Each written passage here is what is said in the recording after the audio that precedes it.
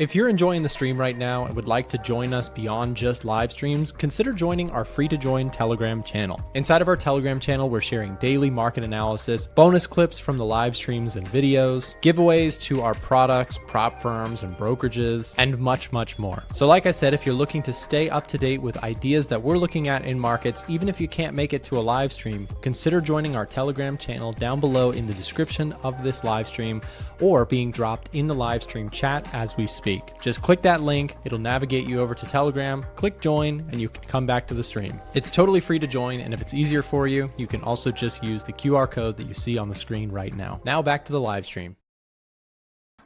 Hello, hello. Happy Wednesday, ladies and gentlemen. Hope everyone is well. Let me just move my camera. There we go. How's everyone doing? So today we have a little bit of a different schedule. So I'm coming on as the first guest of the stream. Then we've got Tiger, then Alan, Marco, and then we have Chris and Nick. So I know lots of people, when I start the stream, or anyone starts the stream that's not Nick, people get very confused. Where is Nick? We demand to have Nick on. Nick will be on soon. Just have some patience. Anyway, hope everyone's well. So I'm currently sat in gold shorts. We've been discussing this trade for the past couple of days, couple of weeks actually at this point. So I got into a pretty simple short. There's not really much behind this one. So I went short on the fib retracement and retest of the previous high. We at the time had gold bearish on the edge finder as well. And we have a bearish trend here. So the technicals were all, again, very, very simple and straightforward. Now, the edge finder has dropped off. Gold is no longer getting a bearish reading, but the reason that I'm still happy to hold this trade, and to be fair, in all honesty, I probably would have closed it yesterday. However, I wasn't at the charts. I was away from my desk, so I wasn't paying attention to anything. What we have had, and this is why I've still got it open, is a pretty large escalation in the Middle East regarding Iran. So we've had a couple of headlines. Trump, if we have to, we will take out higher level targets, may take over Kahang Island. I've got no idea how to pronounce that.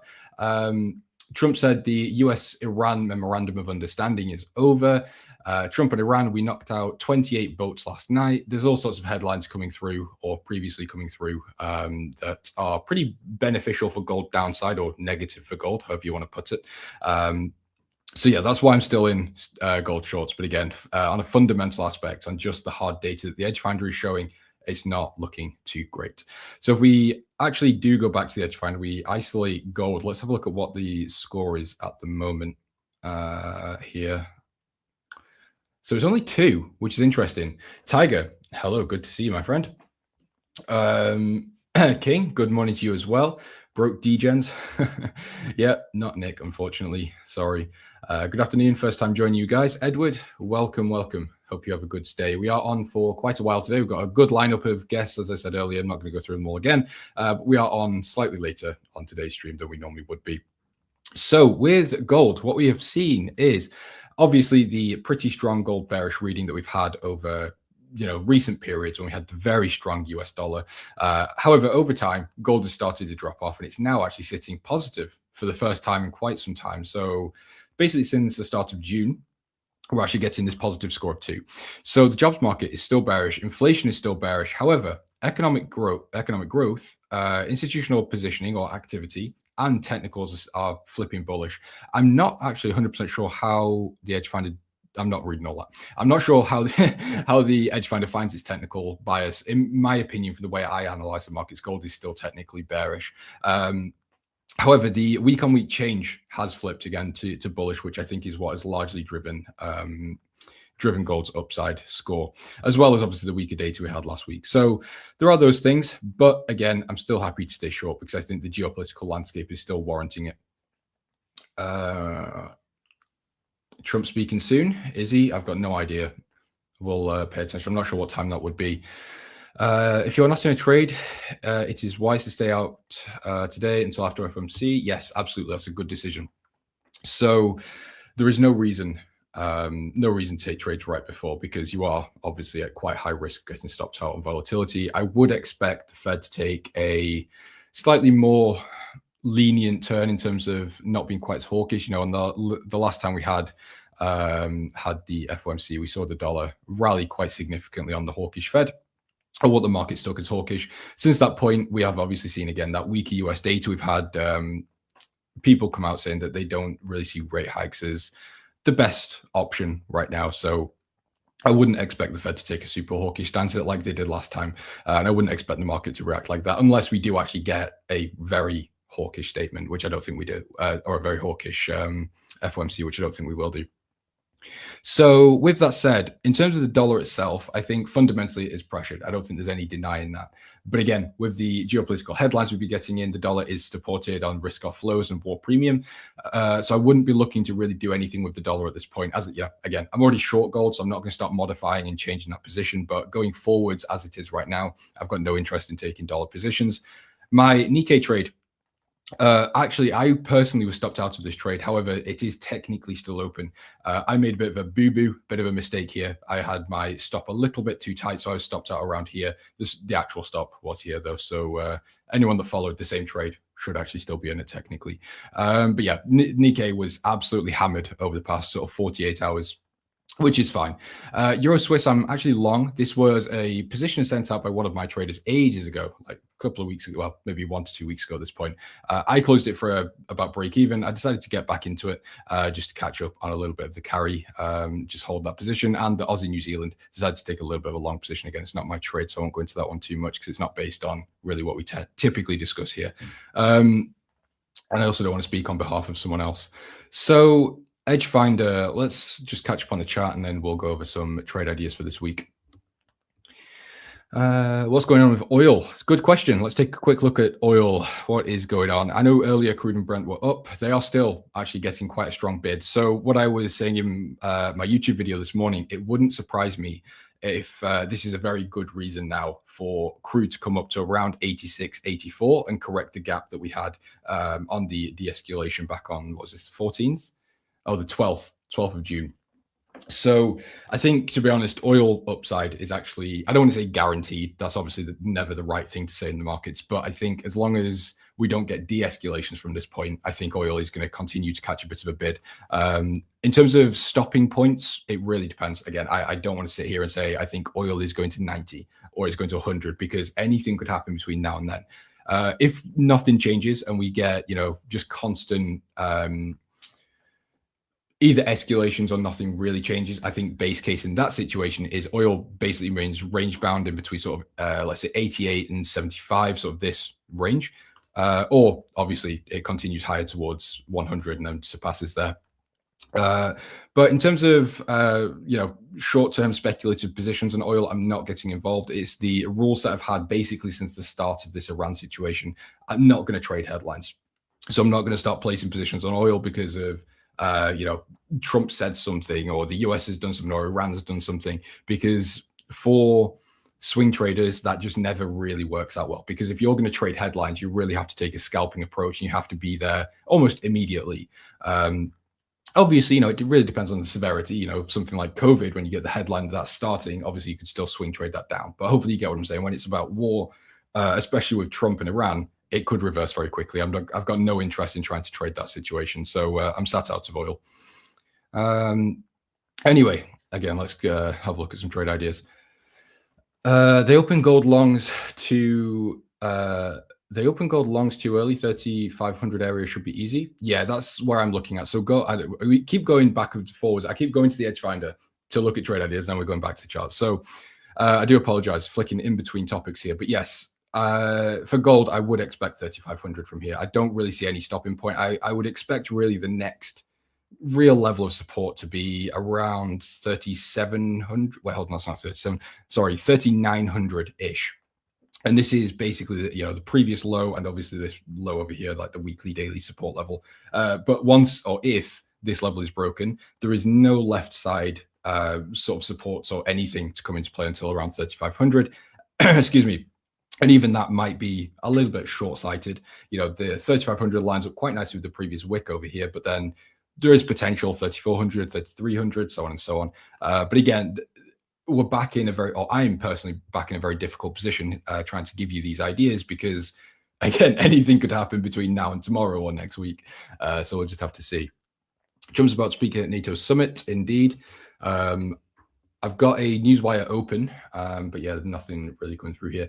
Iran Press TV citing informed sources: Iran will close the Strait of Hormuz in event of any fresh attacks on Iran. So, you know, still getting headlines coming through.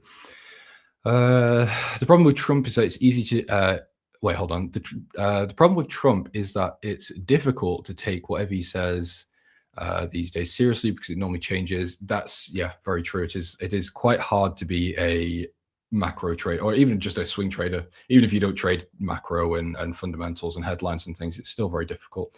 Ray, hello, good to see you. Hope you're well. Bro, I took Nikkei from the last point of liquidity on the left with my SL on the swing low. Well, I would assume you're underwater with me then, or maybe not actually. I know it had a little bit of a resurgence, but I don't expect this to be. I'm fully expecting stops to be hit here. Yeah, I just think we're seeing too much risk off flow today. I might be early to what? Yeah, I'm good, thank you, Ray. Feel nice and refreshed. Actually, no, I don't feel refreshed at all. I feel slightly hungover. James model closed Visa long from 295 to 360. That sounds like a fantastic return. Well done, Ray. What's my view on silver? FOMC, you are right, actually. I don't know. I was kind of repeating what I saw in the chat without actually thinking. Let me see when FOMC is. Actually, you know what? It's going to take. I'll have a look at FOMC in a second. You are right, though. It might have been NATO I was getting confused with. So silver. Yeah, I think silver and gold are kind of the same thing. Gold buy or sell. It depends what your strategy says. I think A1 guys need to have an automatic pop-up when someone says, do we buy? Should we sell? What do we do? Signal, please. We need to have an automatic pop-up that says, what does your strategy tell you to do? But yeah, no, in seriousness, gold and silver, I am very confident they are bearish right now. There's not a doubt in my mind. You know, if there was a doubt, I wouldn't be short. So I think realistically, it's too late to sell. We're currently seeing the pricing in of the headlines we've been getting today. So I wouldn't be looking to trade these markets right now, long or short. I think long positions don't really have any footing, and I think short positions, you're a little bit late.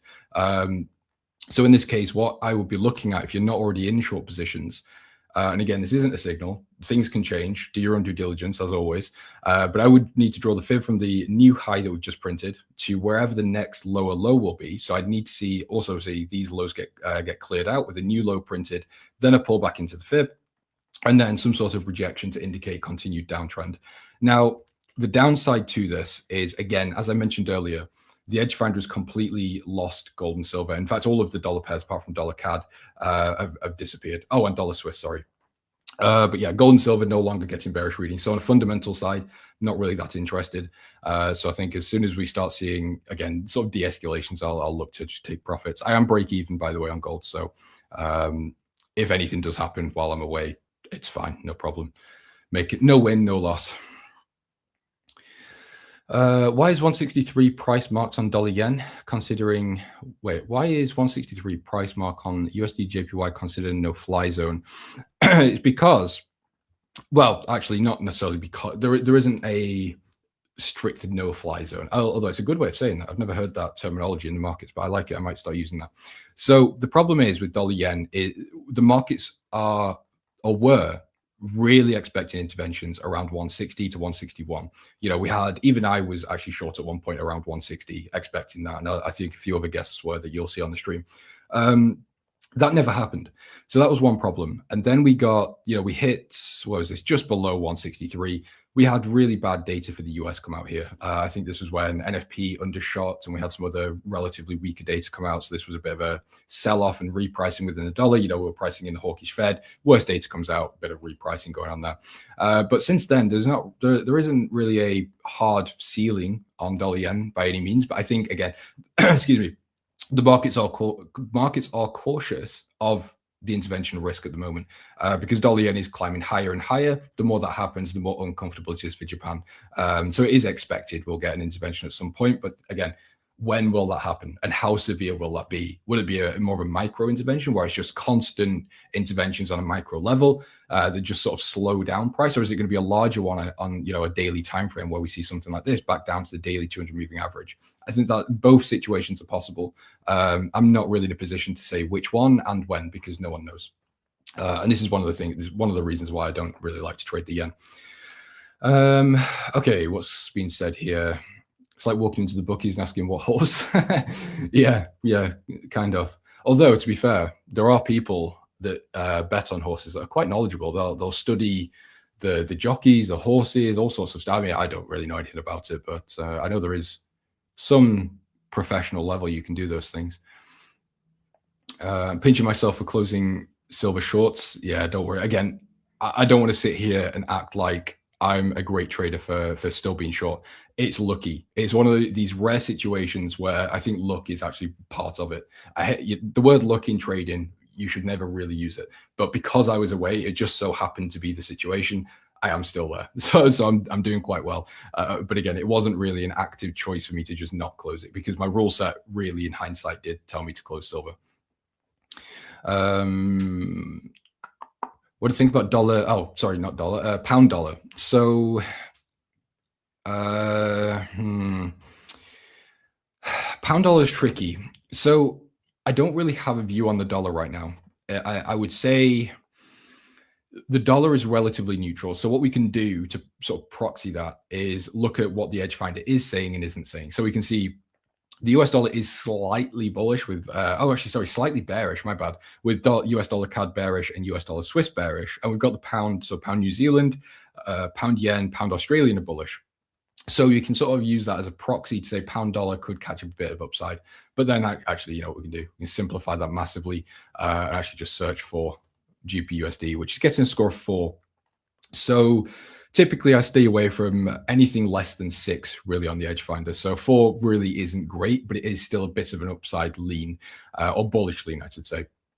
So let's see. Technicals on the daily are horrible. This is just a really range-bound market on the daily time frame. So there's nothing I can really do there. The H4 actually starting to establish a bullish trend. You know, we've cleared out the previous highs. We've now, now reclaimed this 200 moving average, using it as a dynamic support. So I think what I would need to see is the edge finder flip bullish, like actually bullish. So get a score of 5 or above, ideally 6. See these moving averages cross and confirm the trend has changed. Then I could potentially look to be a buyer on pound dollar. So that's kind of all I've got. Other than that, I can't give you much because, again, the daily is just sideways and the edge finder is only 4. So there's not a huge deal I can work with. Do I think gold will crash or go bullish awaiting FOMC? I don't think there's going to be a specific direction before FOMC. Can you watch dollar Swiss? Yeah, we can have a look at dollar Swiss.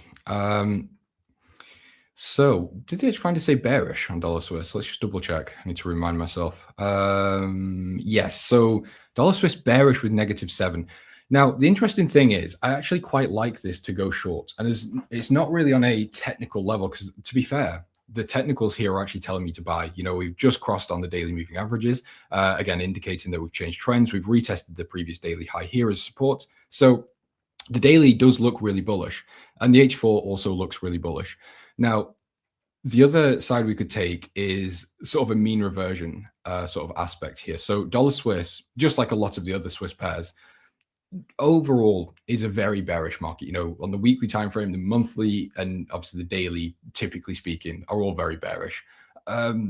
Excuse me. So there is an idea actually of looking for short positions, but then where would we get into this market? So maybe we could look on the daily here, but again, it's tricky because my strategy is saying to go long on the technical side. So it would have to be more of a counter trend type of approach. So tight stop, maybe something like this, just above the daily highs on the left. And then a take profit could be just a trailing stop loss rather than having a hard take profit. On the sort of addition of the short idea is we've got a couple of banks that are short dollar Swiss. I think there was I can't remember who. I know Credit Agricole was short, and there was, I think, one other one that was going short based on basically just a mean reversion, sort of fair value approach, saying that dollar Swiss and euro dollar, pound dollar, all the dollar pairs have either rallied or sank recently, have basically become undervalued or overvalued. So dollar Swiss, for example, was getting an overvalued rating here by Credit Agricole. So there is that sort of bank side as well that I think maybe we could sort of play on, but it's not a huge deal for me. James, Samsung crash earning increased revenue by 1,800%. Stock still down 6 to 8%. Why is that? I don't really know anything about stocks. I'm not sure why you would have such a large earnings and such a poor stock performance. I would assume something else is going on there. The Korean stock market's down 5%. Yeah, it's funny. I was looking to get into the Korean stock market not too long ago. I just could not get in. There was no. I've got Interactive Brokers. I went on Blueberry. I went on IG. I went on everywhere I could possibly think of. Nowhere would let me trade it. There wasn't a single place, which was really frustrating. But yeah, one of those unfortunate things. I closed dollar card short early, waiting to see if we can enter a long. Interesting. Why are you looking to go long? James, Trump speech affect gold? I wouldn't expect so, no. But again, it's Trump. He could say anything, but I wouldn't expect so. What do you think of realistic timelines past the prop firm challenge? Honestly, my friend, that's a very vague question. I've seen people do prop firms in a day. People will just full margin the whole thing because they have bankroll to buy multiple challenges, and the only goal is to maximize the ROI. In that case, yeah, maybe 1 to 2 days, fine. I wouldn't recommend that though, especially for traders that don't have a large bankroll or don't already have funded accounts to prop up their expenses. So if you're just doing one prop firm, say, let's call it a normal approach, maybe a month, 2 months. It really depends. I've got one guy that took 8 months to pass a 500K account using the Edge Finder, by the way. He earns a lot of money off that. He takes it very slow, very steady, and just DCAs into the market. It's crazy. But yeah, it took him 8 months to get funded on 500K. So don't put a time limit on it. It's more a case of taking it slowly and making sure you actually do it properly. Do I trade FOMC? No, I don't. I'm not a news trader. Where's Nick? I don't want to listen to this dreadhead. Okay, fair enough. Well, as I said earlier, Nick will be on later. So because we're doing a later stream, so I'm on now to open the show. And then we've got Tiger, then we've got Alan, then Marco, then Chris, and Nick. So we're doing a bit of a reverse order today. But yeah, if you don't like my commentary, that's completely fine. You can come back later when there is someone else on. Gold is already diving. Yes, gold is having a pretty good, well, I'm going to say good time for me. Pretty bad time, actually, though. So actually just reached 1 hour, which is really nice. So I'm happy to just hold this position. I will very likely trail stops again once we start reaching the previous lows around 39.50-ish, just to lock in profit and make sure it doesn't reverse on me overnight. James, my guy, been living... loving how hard you're going on your channel. Thank you very much, Josh. I'm trying to do a video every 1 to 2 days. But the problem is I'm like plateaued at like 400 to 500 views. It's a bit frustrating, but I'm actually really enjoying making the videos. So as long as people appreciate them, that's good. Can you look at New Zealand dollar? Yes, for sure. Just give me a second. 500K account, which prop firm? E8, I think. I don't know. I don't want to recommend prop firms. I know there are prop firms that do sponsor the A1 channel and TraderNick. So I think Ola Prime is also a really good option. But I'm not overly knowledgeable in prop firms, so I don't want to give any recommendations because I don't want to get information wrong and mislead people. But I know that Ola Prime is good in terms of like payouts and sort of, legal side and professional side are fine. No, love you, James. Good to see you. Thank you very much, Jeremy. It's all right. I heard a saying once that, you could be the best color of blue, but if someone doesn't like blue and they like green, there's nothing you can do to change that. Why am I not in the A1 Discord? Because I have my own company. I love Nick, love the A1 guys, fully support everything I do, but we have very similar companies, but obviously different companies. So that's why. If anything ever changes, though, don't worry. I'll get a job application to Nick. Forgive me, James, my screen protection is a bit thick, ever so slightly, maybe misclick. It's all right, Josh. I've got no idea what you're talking about, but that's good. Amigos, where's gold heading? 3,700. I really do think gold's going to 3,500, but we'll see. We'll see.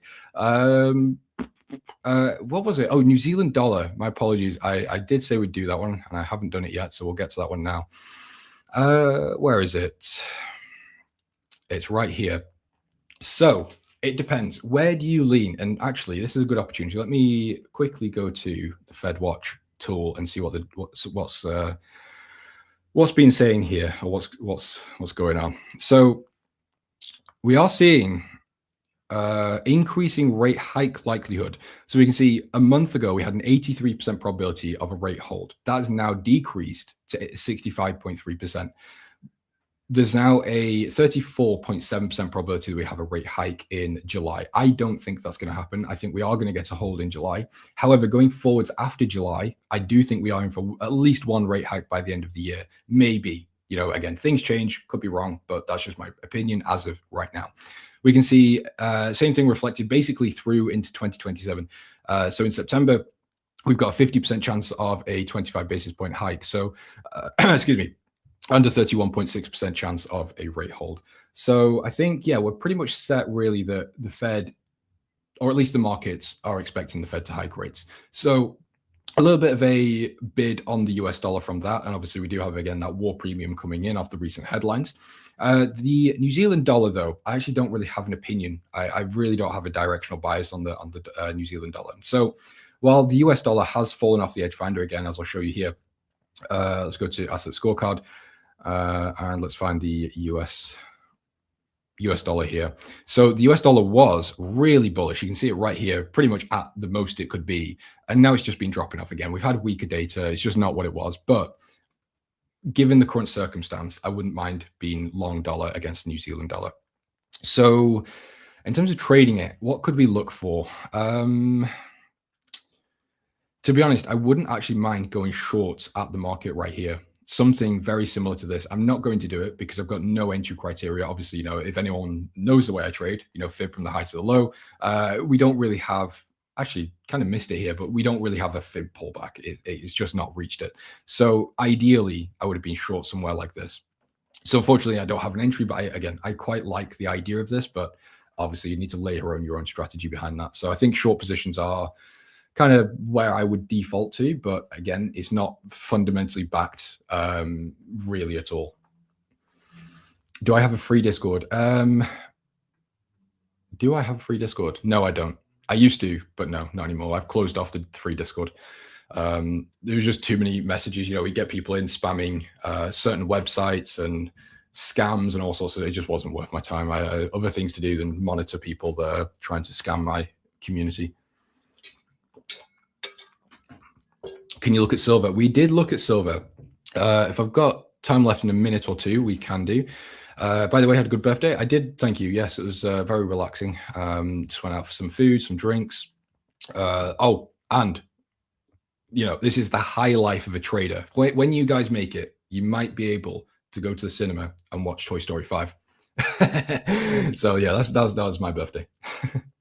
But yeah, got out of the house and yeah, just took a break from the charts, which was nice, and a break from work. RBNZ, not that hawkish. Weak, yeah, exactly. That's what I mean. There's just not really much for me to trade with the New Zealand dollar specifically. Could we check out NAS or the S&P? For sure, yeah. So these markets, I think, are obviously very pressured at the moment. Technically speaking, they're still bullish. We've still got a really nice uptrend here with the moving averages. Obviously, actually, wait, hold on. Let me use the Nasdaq instead of the Dow. So something I'm looking at right now on the Nasdaq, as you can see, I've already got marked up actually, is a break below this sort of support level, and then a retest, and then a continuation to the downside. That's not just on sort of the Iran situation. It's also based on my opinions that the markets are, or stocks, I should say, companies are very overvalued. I think that's kind of well known. Again, I'm not a stock trader, so as my knowledge on that type of thing is a bit limited. But I just get a very uncomfortable feeling that we've been range bound for so long. We've had such a large rally to the upside. We are seeing risk off flows. Stocks are overvalued. I do see a little bit of downside potential. So I'm quite happy to go short. I wouldn't really have a take profit. It'd be more just a trailing stop, see where the market goes. If it doesn't work, it doesn't work. I don't think we've got anything on the Edge Finder for these markets either. Let me just double check. Well, actually, the FTSE's bullish, the Dow is bullish, China 50 is bullish, but no, nothing for Nasdaq and the S&P. Euro Aussie, Gap knows profitable enough to go to the cinema. Very true.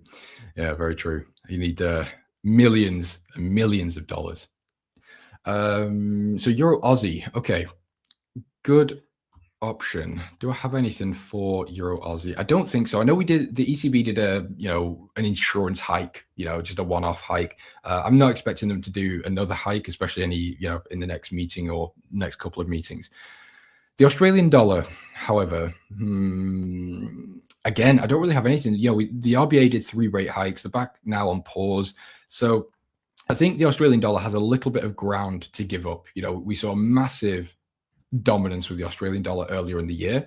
I do think there is a little bit of a mean reversion due. So yes, a long position, I think, based on just that would be fine. However, again, there's nothing on the Edge Finder to back up that idea, but the technicals on the H4 have flipped bullish. Excuse me. We've repeatedly failed to break below this sort of daily and weekly support level. And again, I do think we have a little bit of a sort of mean reversion idea to go long, but it's not strong enough for me to do anything. So I'm not taking this trade, but maybe there's some ideas for some of you that have different strategies and approaches. Model took UK 100 long last month, still holding. Very nice. Unfortunately, I missed my UK 100 long, but I'm not sure if it's still valid. No, it's not. So I was previously looking at this long here, somewhere around this sort of area around there. Didn't take it because the market was just sideways. I didn't want to buy into a sideways market at the time. Then I was looking to get long here on the previous highs, on break and retest. That didn't happen. So now there's nothing for me to do because we've broken below the fib. So I'm just sat out of this market for now. Anyway, ladies and gentlemen, it's time for me to head off. It's the end of my segment. We now have Tiger coming to take over the show. Guys, have a fantastic rest of your days. I'll see you all tomorrow. Stay safe and don't get margin called. This next segment of the live stream is proudly sponsored by the one and only Ola Prime. Ola Prime is easily one of the most impressive prop firms that I've come across with an incredibly professional team. They offer fast payouts within 1 hour, up to 95% profit splits. They have the largest number of trading platforms. I mean, just take a look at this list. They have MetaTrader 4, MetaTrader 5, TradeLocker, DXTrade, MatchTrader, and CTrader all available to their traders. And that's just for the Forex side. On the futures side, they have DX Futures currently with Tradeovate and NinjaTrader coming soon. Ola Prime has one of the widest selections for challenges and funded accounts that I've come across, with a wide range of account balances you can choose from, like 5 all the way to 200K. And just take a look at the variety of different challenges you can choose from to fit your trading style. They have a 1-step or 2-step pro accounts. They have the 1-step prime, 2-step prime, direct accounts, Ola Prime, 1 challenge. I mean, you have a wide selection here. And the reason this is so important is that you as a trader have a unique style. Everyone does. And finding the right challenge to meet your criteria is very important. If you go through their website, which I encourage you to do so using the link dropped in the live stream chat right now, you can explore in full transparency all of the different account types, all of the rules, etc. They also offer news trading and weekend holding, and they have direct and challenge accounts available. For a limited time, stream viewers get extra discounts using the promo code that you see on your screen right now, and also through the link and promo code being shared in the live stream chat. Take your trading to the next level with Ola Prime. Now back to the live stream. What's going on, everybody? Tiger here, on for the next segment. Hope you're doing well out there. It's obviously FOMC Minutes Day, which Nick will definitely cover here a little bit later on, more in depth. So stick around for that for sure. Yeah, we did kind of flip the show around a little bit, but this is still pretty much my normal slot. I normally end the day, but now I'm pretty close to beginning it. So anyway, guys, let me know in the chat there if you have any specific tickers or anything that you are watching. Just kind of a recap. Obviously, you guys have probably seen the news. Looks like President Trump wasn't too happy sitting there with Mark Rutte, however you say his last name earlier, the NATO secretary. And it sounds like the ceasefire, the MOU may be going the way of the dodo bird, but not 100% certain just yet. But hey, at the end of the day, we got to kind of listen to what he says. So obviously, little bit of a risk off vibe as a result of that. Oil obviously spiking, indices coming down a little bit, oil or gold, silver as well. So yeah, that's kind of where we said. It sounds like he said that Jared Kushner and Steve Witkoff can continue to negotiate, but he doesn't have a whole lot of faith. So yeah, definitely not the kind of news we want to wake up to this morning over here in the States anyway, the evening over there for you guys across the pond. But hey, that's the hand we're dealt with. We've already lived through it for over a couple months, 3 months at this point. So we're back to where we were a few weeks ago, aren't we? So anyway, we'll see how that all pans out. But anyway, guys, we'll take a look at some Edge Finder setups. We'll take a look at oil, gold, a few other items on here I know you guys are interested in. So with oil, just to kind of lead off with that, it's obviously this thing's been in a strong downtrend for a while. Obviously, because of the MOU understanding there. But as you can see, we are starting to get a little bit of a lift up the last couple of days or so. It's real close to being a bearish setup over here on Edge Finder. It's just not quite there yet. If we go down here to the oil right here, you can see that we've got a decent picture on the fundamentals and the sentiment side of things. It's just the technicals that are holding us up in light of this, last couple of days of just upward spike. So I don't know. We did kind of bounce into a supply zone right here. It's a 4-hour zone I was keeping an eye on. Not the strongest of gaps coming out of it, but the volume did pick up a little bit. I'm absolutely not interested in trying to short this right now, especially because oil is getting pumped because of this rhetoric. I guess we could call it rhetoric at this point. But it's something I'm interested to keep an eye on. I told you guys for a while now, I was kind of keeping an eye on this pre-war daily demand zone that we had over here after closing that gap. We didn't quite touch it, but we got close. Now we hit the equivalents on the Brent crude side of things, the equivalent zone. We just haven't done it yet on WTI. So that's really, that's part of the reason I would even entertain looking at some shorts down here. But again, absolutely not right now. Going to have to let it calm down. If somehow Edge Finder does get a signal back on here, I'm going to have to see a new series of lower lows on here, especially after this 2-day push up that we've had. So absolutely going to ignore this supply zone for now and just wait for some more price action to kind of do its thing. So that's kind of my look on oil over there. Flipping on to gold, just like the indices, it's just giving us a nice steady drop. Okay, the opposite of oil. So we did bounce into that supply zone confluence I was telling you guys about the last couple weeks or so. We did get a little bit of a push down. I didn't take it, however, because of the lack of volume, the lack of effort, match and result. It did in fact get a push down, but it didn't abide by my personal rules, so I stayed out of it. We did kind of come close, and for a minute, while gold was still technically on the bearish side of things yesterday on the top setups, I was considering this as a second chance opportunity. Here, let me just go to one chart view. As a second chance opportunity, I found this smaller zone at the top, and we whipped and we got close to it, but we just didn't quite hit it, and that's where it kind of rolled back over to the downside. So no big deal. And yeah, it's obviously off the list today. Taking a look at gold, silver, they've actually pumped up pretty high. So -1 on silver there, neutral, and then gold is all the way at a +2. So that's quite the turnaround for gold. But it's still technically neutral. If need a few more points to make it bullish, need a lot more points negative if it goes back to bearish. So it's totally off my list right now and just going to pretty well skip it. So let me take a look over here at the chat. Gold. Okay. Yeah. S&P. Yeah. We'll take a look at the, yeah. Oh yeah. Appreciate it, human. Yeah. We'll take a look at S&P. What else we got up here? Yeah. Yeah. I see you mentioning FOMC minutes there. Yeah, guys, that's a big deal when that comes out, the FOMC minutes, because obviously, what's his name? Kevin Warsh made his speech 3 weeks ago.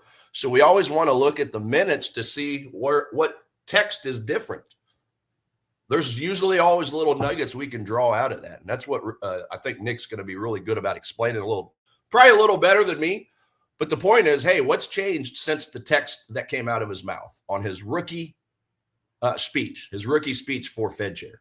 Okay, so it's going to be interesting to see. He'll probably talk about his task forces, because there is a task force for that. He did remind us about 8 or 9 times in that speech, as well as the forum they had in Portugal last week. So interesting stuff, kind of funny, kind of entertaining.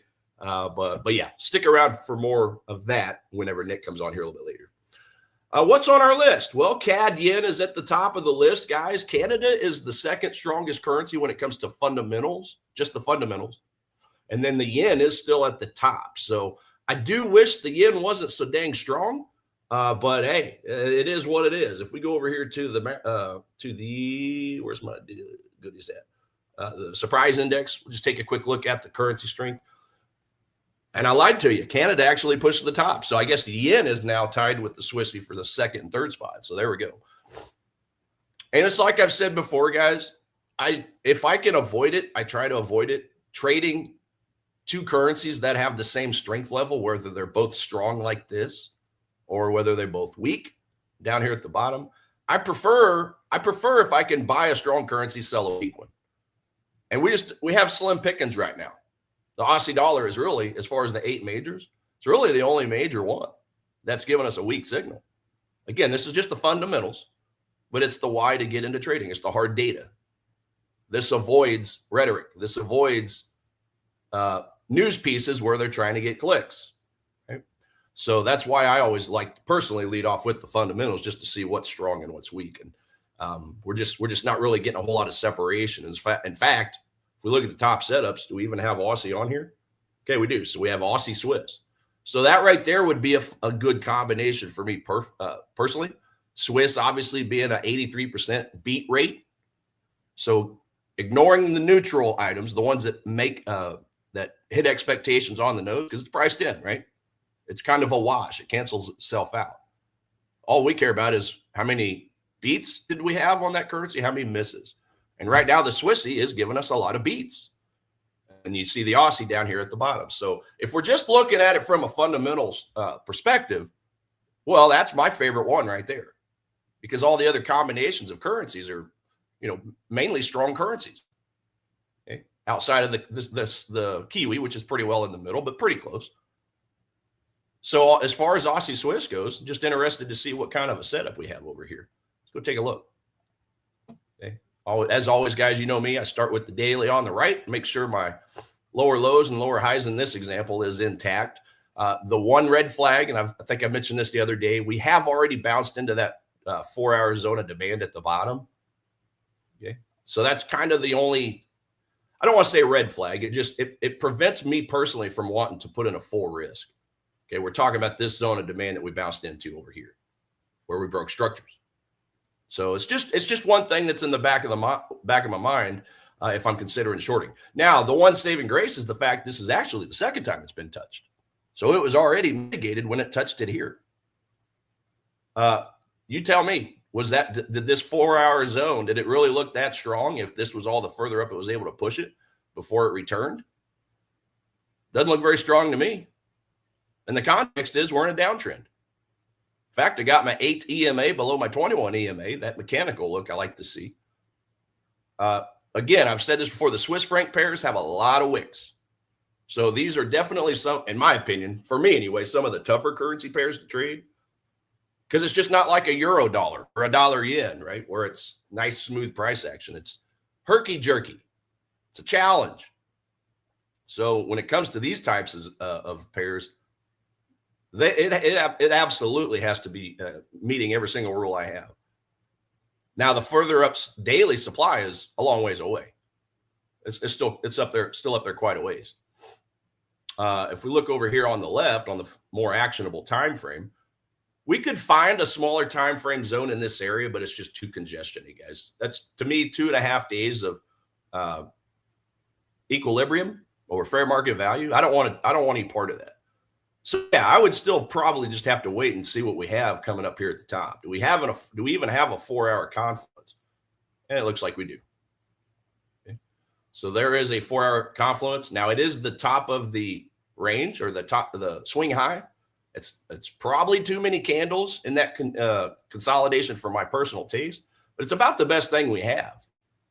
So this even though it's at the higher end of the curve analysis I show you guys, probably not going to put in a full risk on this either. Maybe just kind of limp in. Just kind of limp in. And that'll give it plenty of time for this zone to, if it's going to push it up, give it plenty of time to do that. But that is obviously the swing high. That's the top of the curve. That's the premium area, the expensive area. That's where I want to be shorting. So nothing to do right now. We'll get up here. If somehow price does rise up there, we'll see if we can get a bearish engulfing candle, a candle with a wick on the top, otherwise known as a shooting star.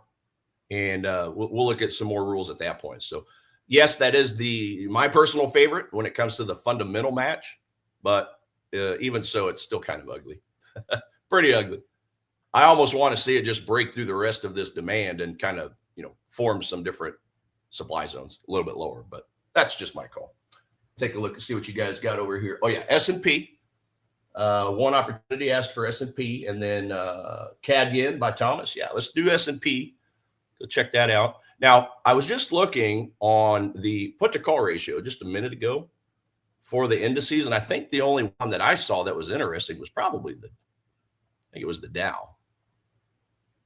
When it comes to the Dow, guys, if we're just looking at where liquidity possibly is, there's high put volume. So that's a lot of bearish bets going on right now in the options market for the Dow.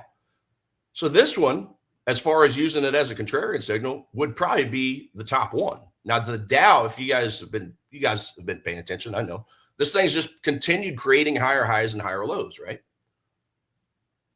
S&P though, which is the one that you asked about, is pretty much in the middle. So it's just a little, it's equilibrium.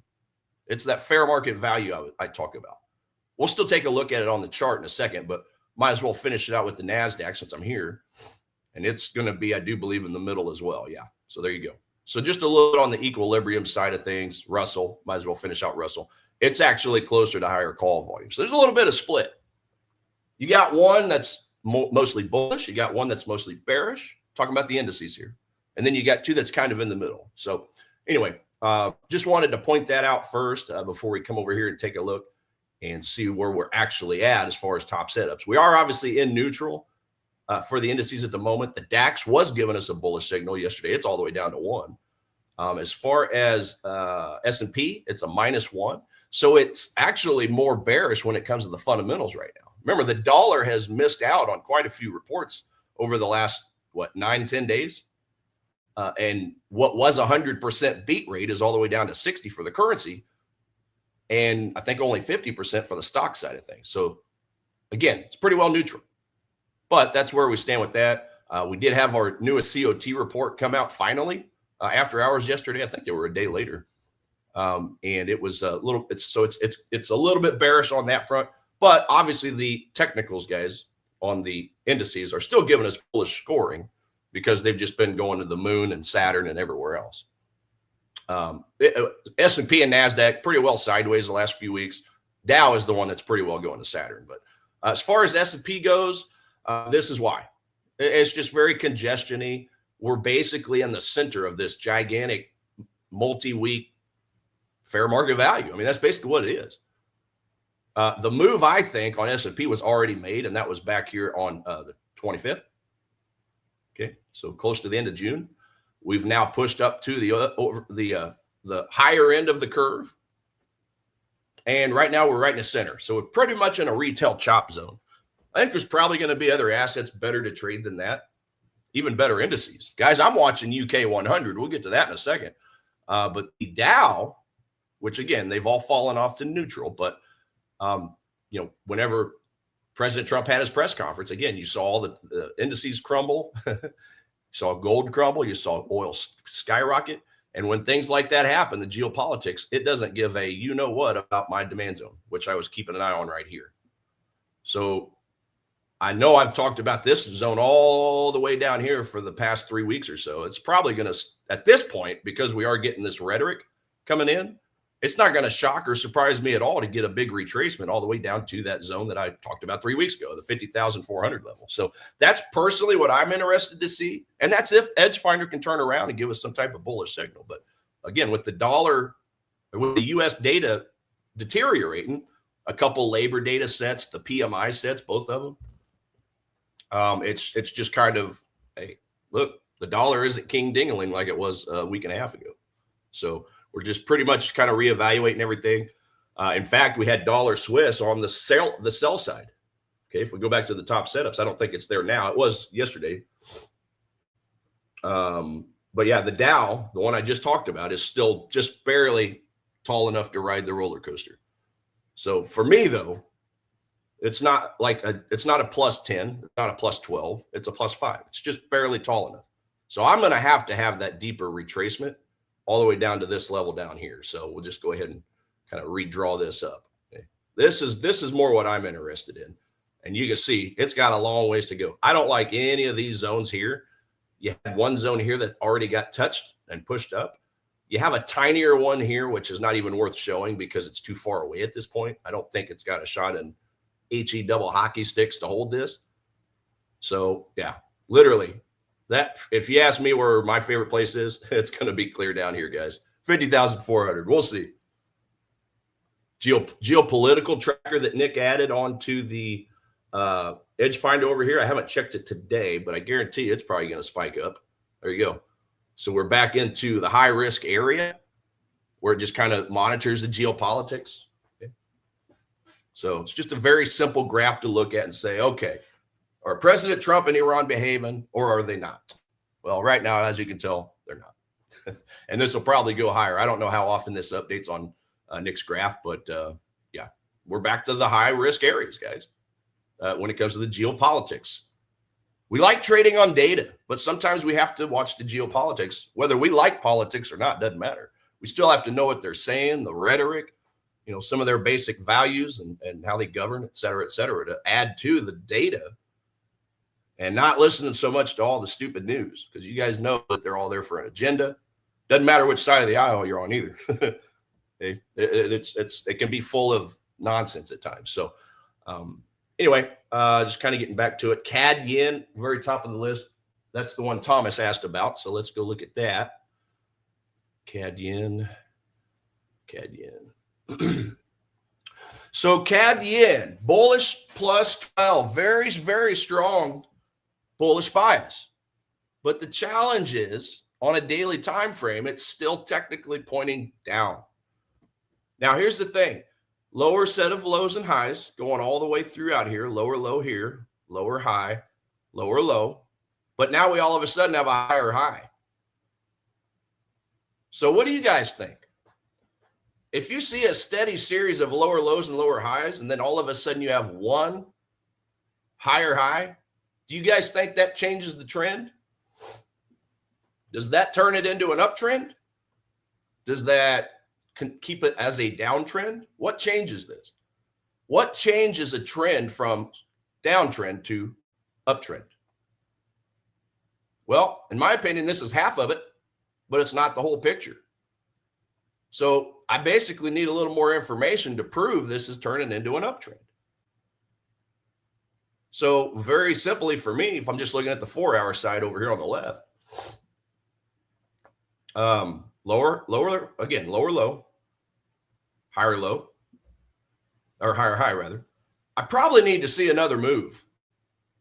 Probably need to see another move down and then a push off from there. Okay. Because we have yet to break the lower lows, right? We've broken the higher high. We just haven't broken the lower lows yet on the daily. Now I'm looking at it from the daily time frame. If you look at this from the 4-hour time frame, the picture looks a little different, right? We got a higher high here, a higher low. So it just depends on the time frame.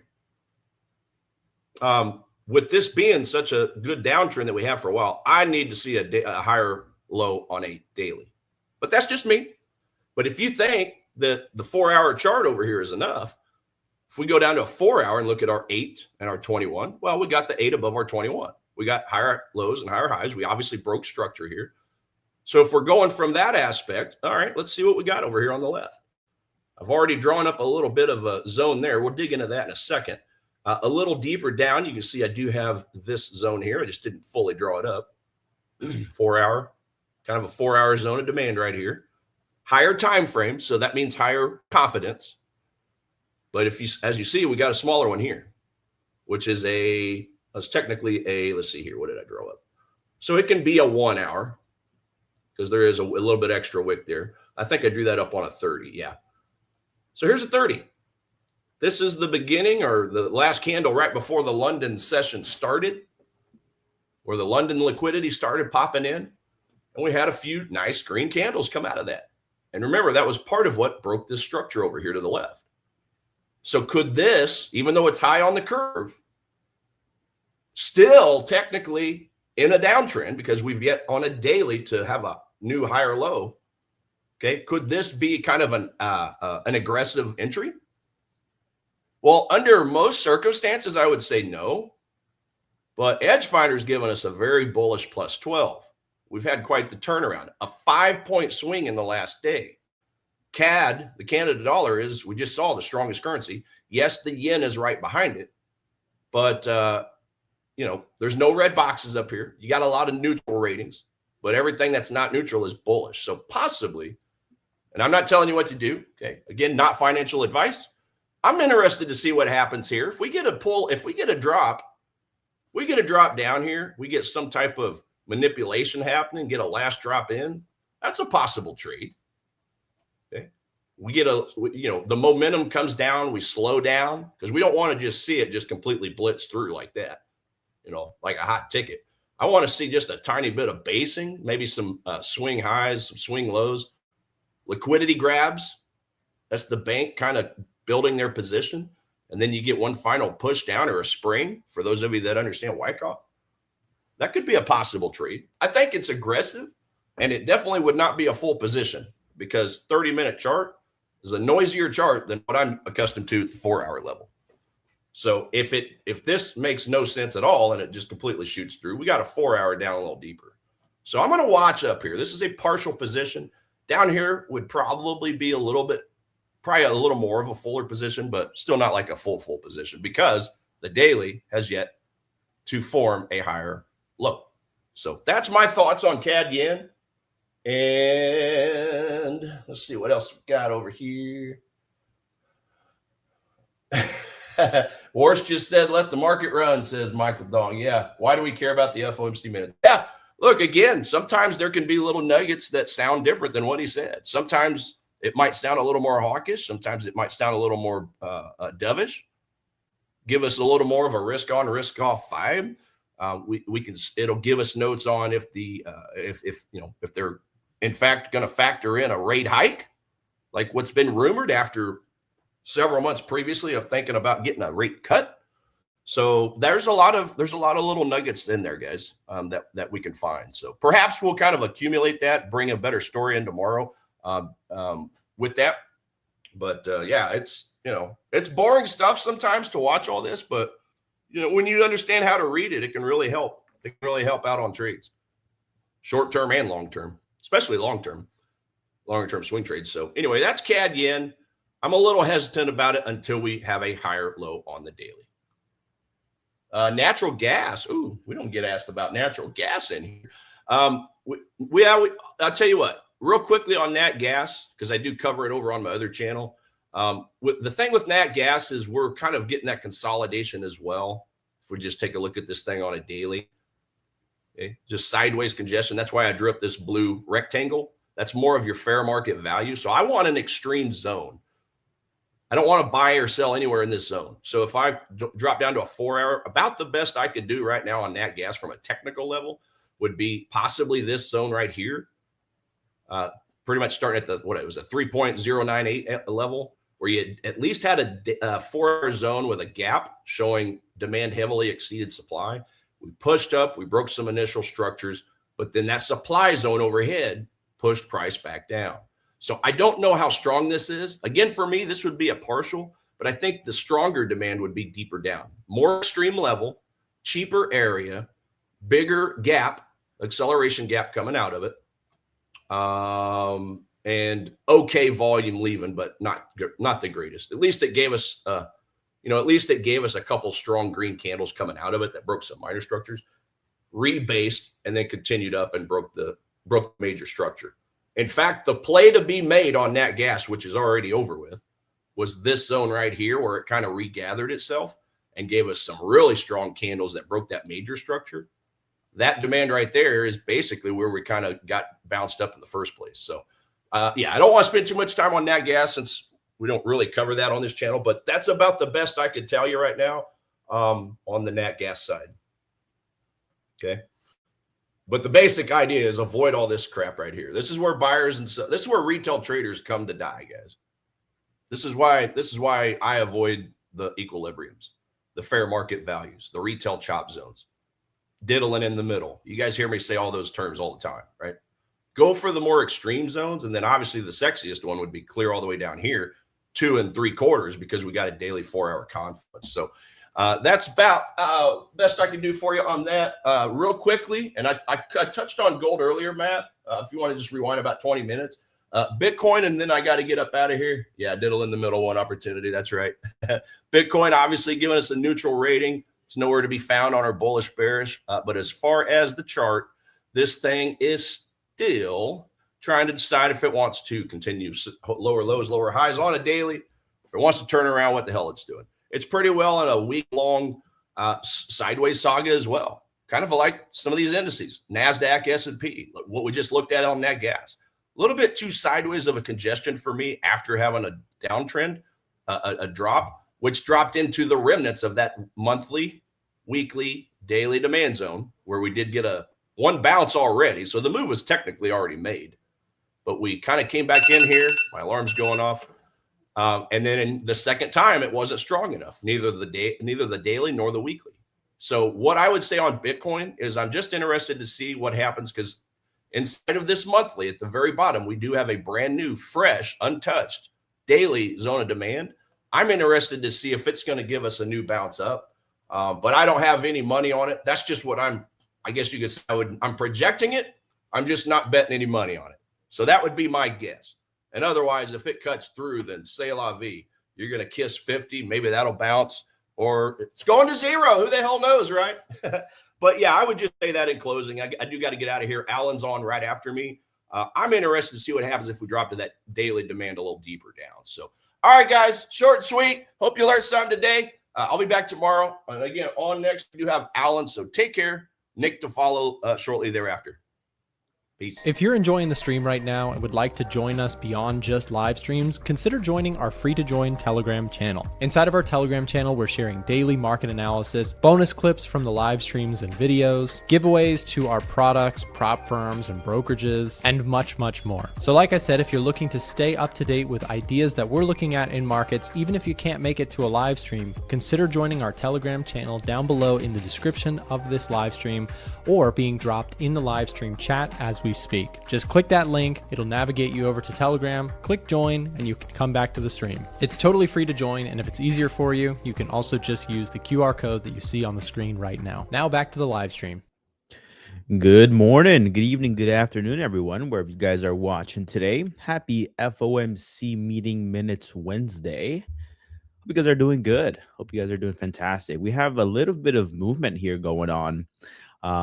We got the VIX waking up a little bit, up 12%. It's still below 20, under that 200-day moving average, but nonetheless, it is starting to wake up here a little bit right ahead of the FOMC meeting minutes. Hey, Kier, good to see you again, man. Hope you had a good morning or good afternoon. I forget. I hope you guys are doing fantastic. Nasdaq here getting softer, down 1%. The Dow actually has been one of the ones that has been relatively strong and showing some weakness here today, which is quite interesting. It looks like equities across the board here are red on the day. We'll see if there is some follow through with that after the meeting minutes.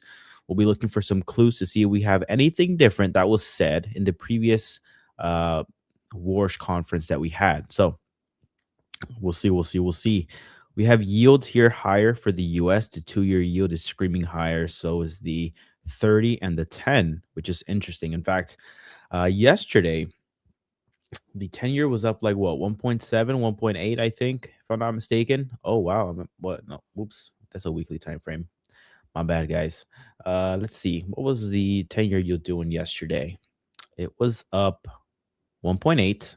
and today we're up almost 1%. So yeah, it seems like the bond market here ahead of the meeting is pricing in the potential for perhaps some more restrictive policy ahead. Hey, Sluggy, good to see you, man.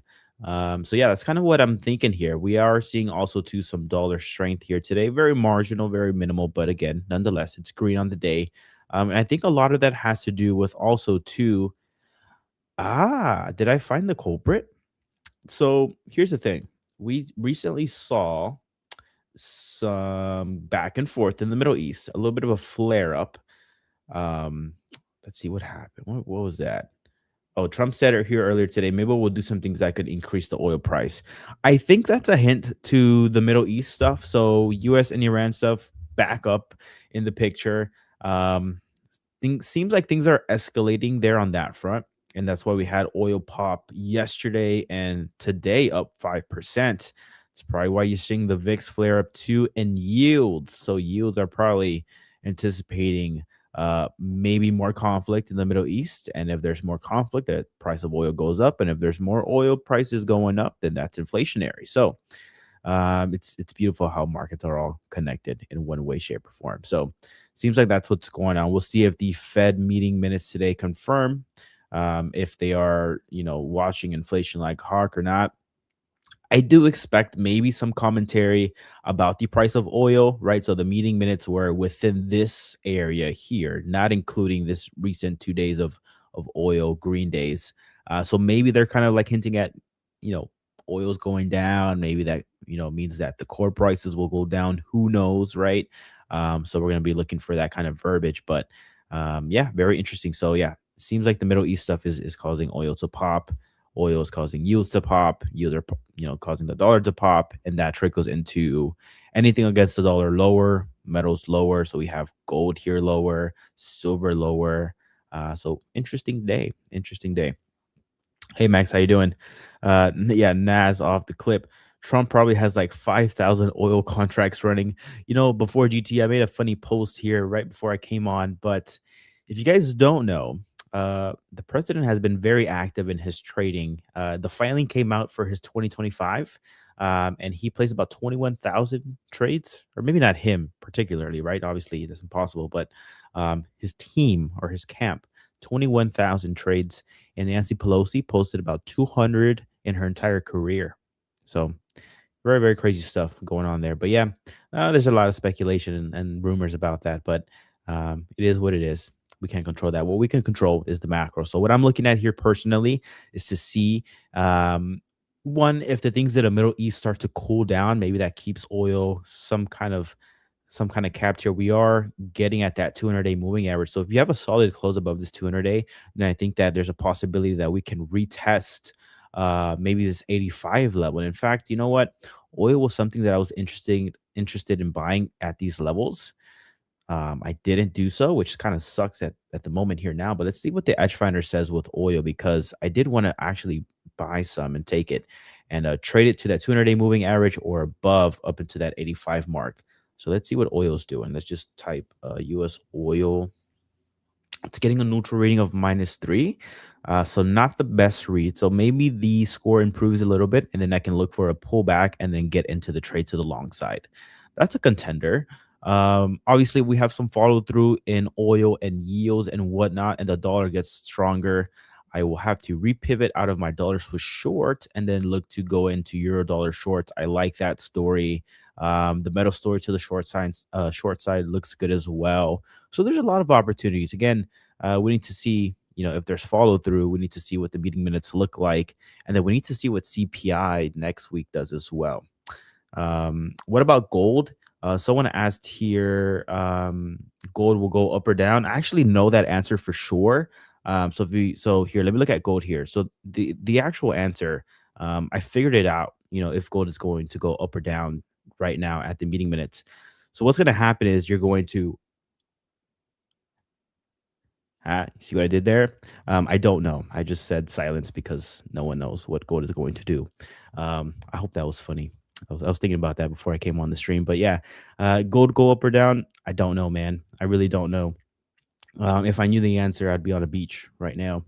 But what you can look at here, and this is what I discussed in the workshop, is looking for these levels to break. In fact, I think both can be right, gold up or down, right? You don't know, but here's the thing.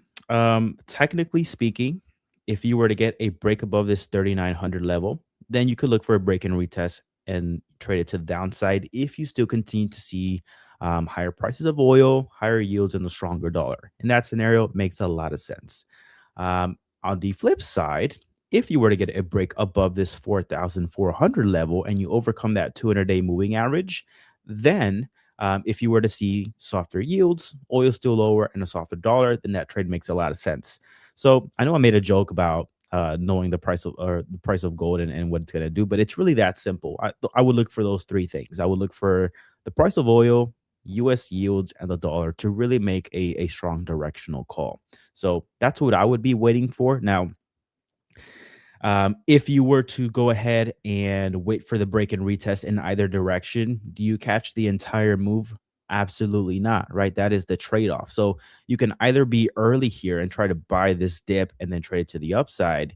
And if you do overcome this level of resistance, then you make more, right? Because you captured more of the move. But again, the kind of trade-off in that is that you don't know if it's going to happen or not. So either you're early to the trade, you commit to a direction and you let it be, or you just wait for a break or retest in either direction. Do you capture the whole move? No, but at least you have a little bit more conviction in the direction. So that's kind of my thought process there. And I really talked about this in depth in the A1 Trading Workshop, which if you scan the QR code here in the bottom left hand of the screen, you can go ahead and join. It is completely free up until next Friday. So if you are new to fundamental trading, you want to integrate it, or you just want to get the most out of the Edge Finder, or maybe a combination of everything, feel free to go ahead and join. It is completely free until next Friday. In fact, I'll put the link here as well, so you can go ahead and just sign up there on the job forum, and I'll be more than happy to have you. It's been great. It's been very interactive. Lots of great questions there. And we go through everything, right? We go through the fundamentals, the technicals, the sentiment, everything. It is really fantastic. So I would really encourage you, if you are looking to trying to transfer over into fundamentals or just get a little bit more heavy into it, I would encourage that you go ahead and join. Yes, we're laughing at the joke. I'm glad. Before GT says, I just trade lower time frame on gold, made money on sale and buy today. Yeah, man. You can make money. That's the beauty about markets, right? Both could be true, right? A buy or a sell could be true depending on your time horizon, depending on your entry point. Both can be true. Wait for gold market to shift and enter at the latest FVG retest after the MSS. Yeah, man. Yep. Okay, let's look at the dollar here. What it's doing. It's really quiet, man. I think it's going to be quiet too. I think markets will generally be kind of just trading in the direction that they will be until after the meeting minutes. In fact, actually, there's one thing I can talk about that's relatively fresh and isolated, which is the most recent Royal Bank of New Zealand interest rate decision. So there was a rate hike, which was widely expected by analysts. However, the actual verbiage from the meeting minutes were kind of lackluster, I would say. They basically just said that, they're going to be data dependent on the future and things like that. And so you did to get a little bit of a pop in Kiwi dollar. I think it was up about 0.5%, if I'm not mistaken. 0.77%. But it's starting to fade off a little bit. And I think it's widely more, not so much because of Kiwi weakness, but I would say more so because of the dollar strength coming back into the picture. In fact, let's go to the currency strength index chart here, see what's going on. Yeah, so Kiwi popped here, the pink line, and is now kind of retracing back, reverting, which is quite interesting there. And again, Japan, the yen has been getting crushed lately. Let's look at JXY here very shortly. JXY. Yeah, getting absolutely crushed. And if I'm not mistaken, I saw on the Edge Finder too. Everything against the yen is pretty strong. CAD yen getting a bullish reading, pound yen, Swiss yen bullish, which is interesting. Euro yen, Aussie yen. So it's like the yen is very, very weak, which we've obviously been seeing that, which I like to see. In fact, I think if we were to get some kind of a pop in yen, this is the JXY. So I'm looking at this level right here, guys. let's say hypothetically there is an intervention or a rate hike or some kind of force that we can't predict right now that props the yen higher, I'd be looking to buy this dip right here. The 64 on JXY, if we were to somehow to get here, I'm going to put an alert right there, right where that 200-day moving average lives. I would be looking to maybe perhaps not just buy dollar yen, but buy the yen basket as a whole. CAD yen, pound yen, Swiss yen. I would probably buy them as a whole and just trade that to the upside on any meaningful dips. It looks like I picked the wrong one. Pound QE started well, then pull back flush higher due to the war escalation. Hey man, that's what it is, man. You know, you can't predict these headlines, especially when it comes to war and conflict. It's been annoying, but yeah, it is what it is. I will say the dollar isn't as strong as I thought it would be. Maybe because it's nothing new, right? We've definitely navigated this environment before where you have positive headlines and then negative headlines. And I think what was happening was just a smaller exchange of missiles, which sounds crazy to say, but a smaller exchange of missiles relative to what we've seen in the past. And maybe that's why we're seeing the DXY not as strong, but yields are definitely showing some strength here. So yeah. And also, the VIX is waking up a little bit. Equities are selling off, but I would have expected more strength in the dollar, which since I am in a dollar Swiss short position, that does make me a little bit happy, I would say. So yeah, that's kind of what I'm looking at here.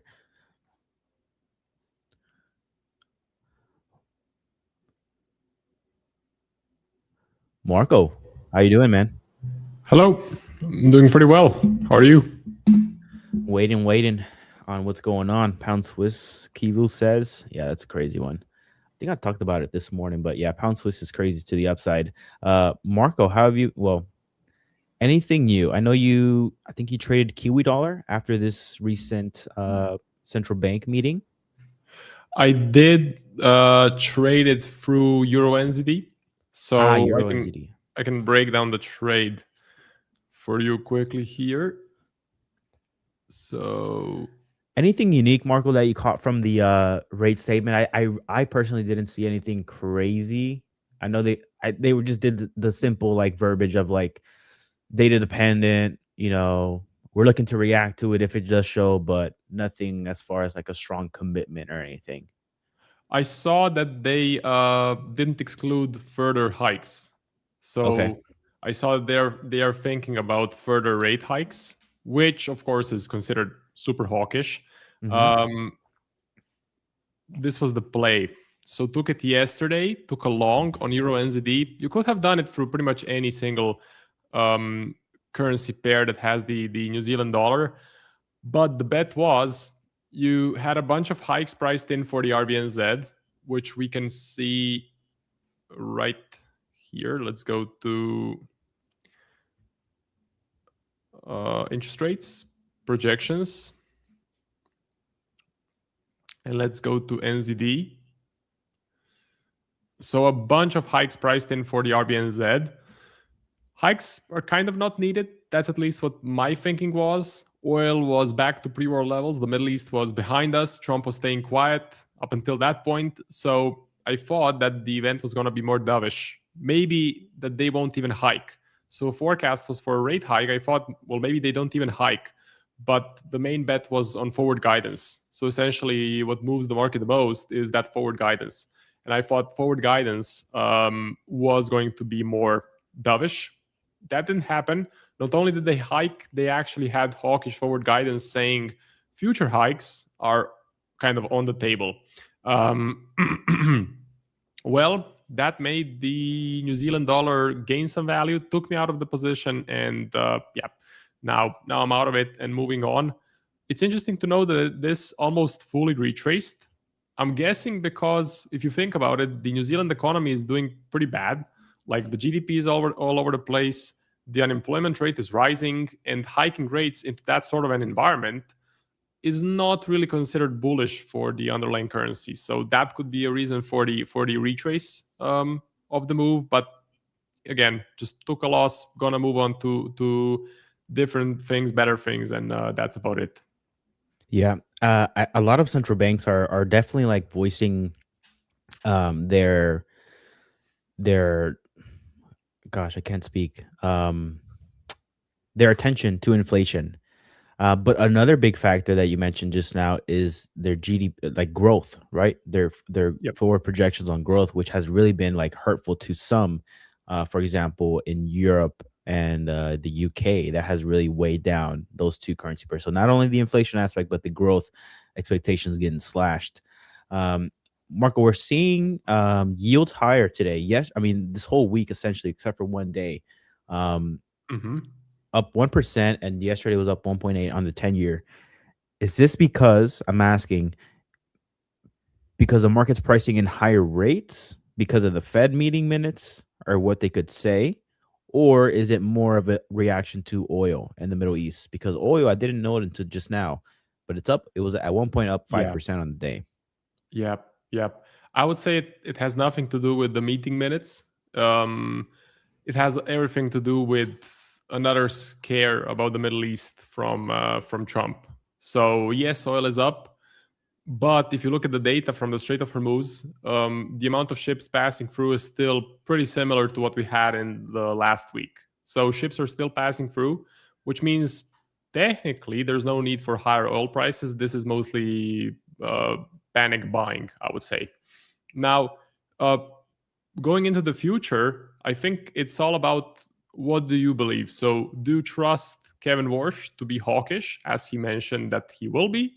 And do you trust Trump to escalate the conflict going into midterms? I would say I don't trust either of them. I was going to say the same thing. Yeah, so basically Kevin Warsh, yes, he was hawkish at the start, but most of the new chairmen that come in, they try to be hawkish at the start to set a stance, to sort of set a persona, and then they slowly loosen up as their term progresses.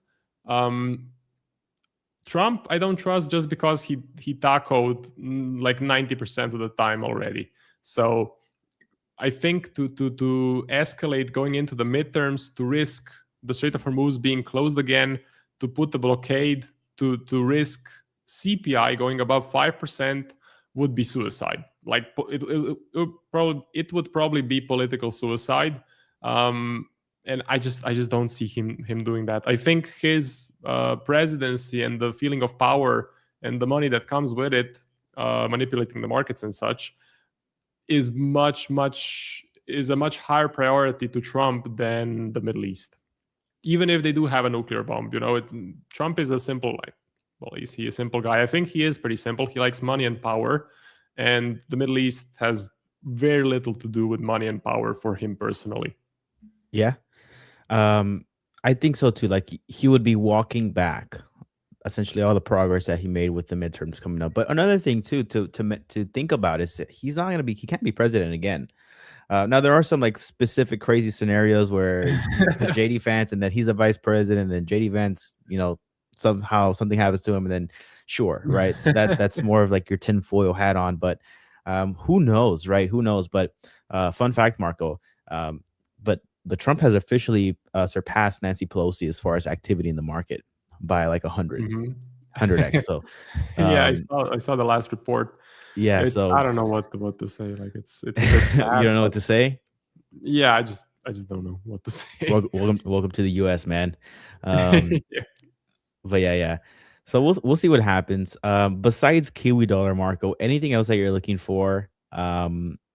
Me personally, not really. I mean, I mean, if we have followed through to this US dollar, then maybe I flip positions. But if not, I kind of stick with the trade. Like, I'm basically near my entry point on dollar Swiss, so nothing too hurtful there.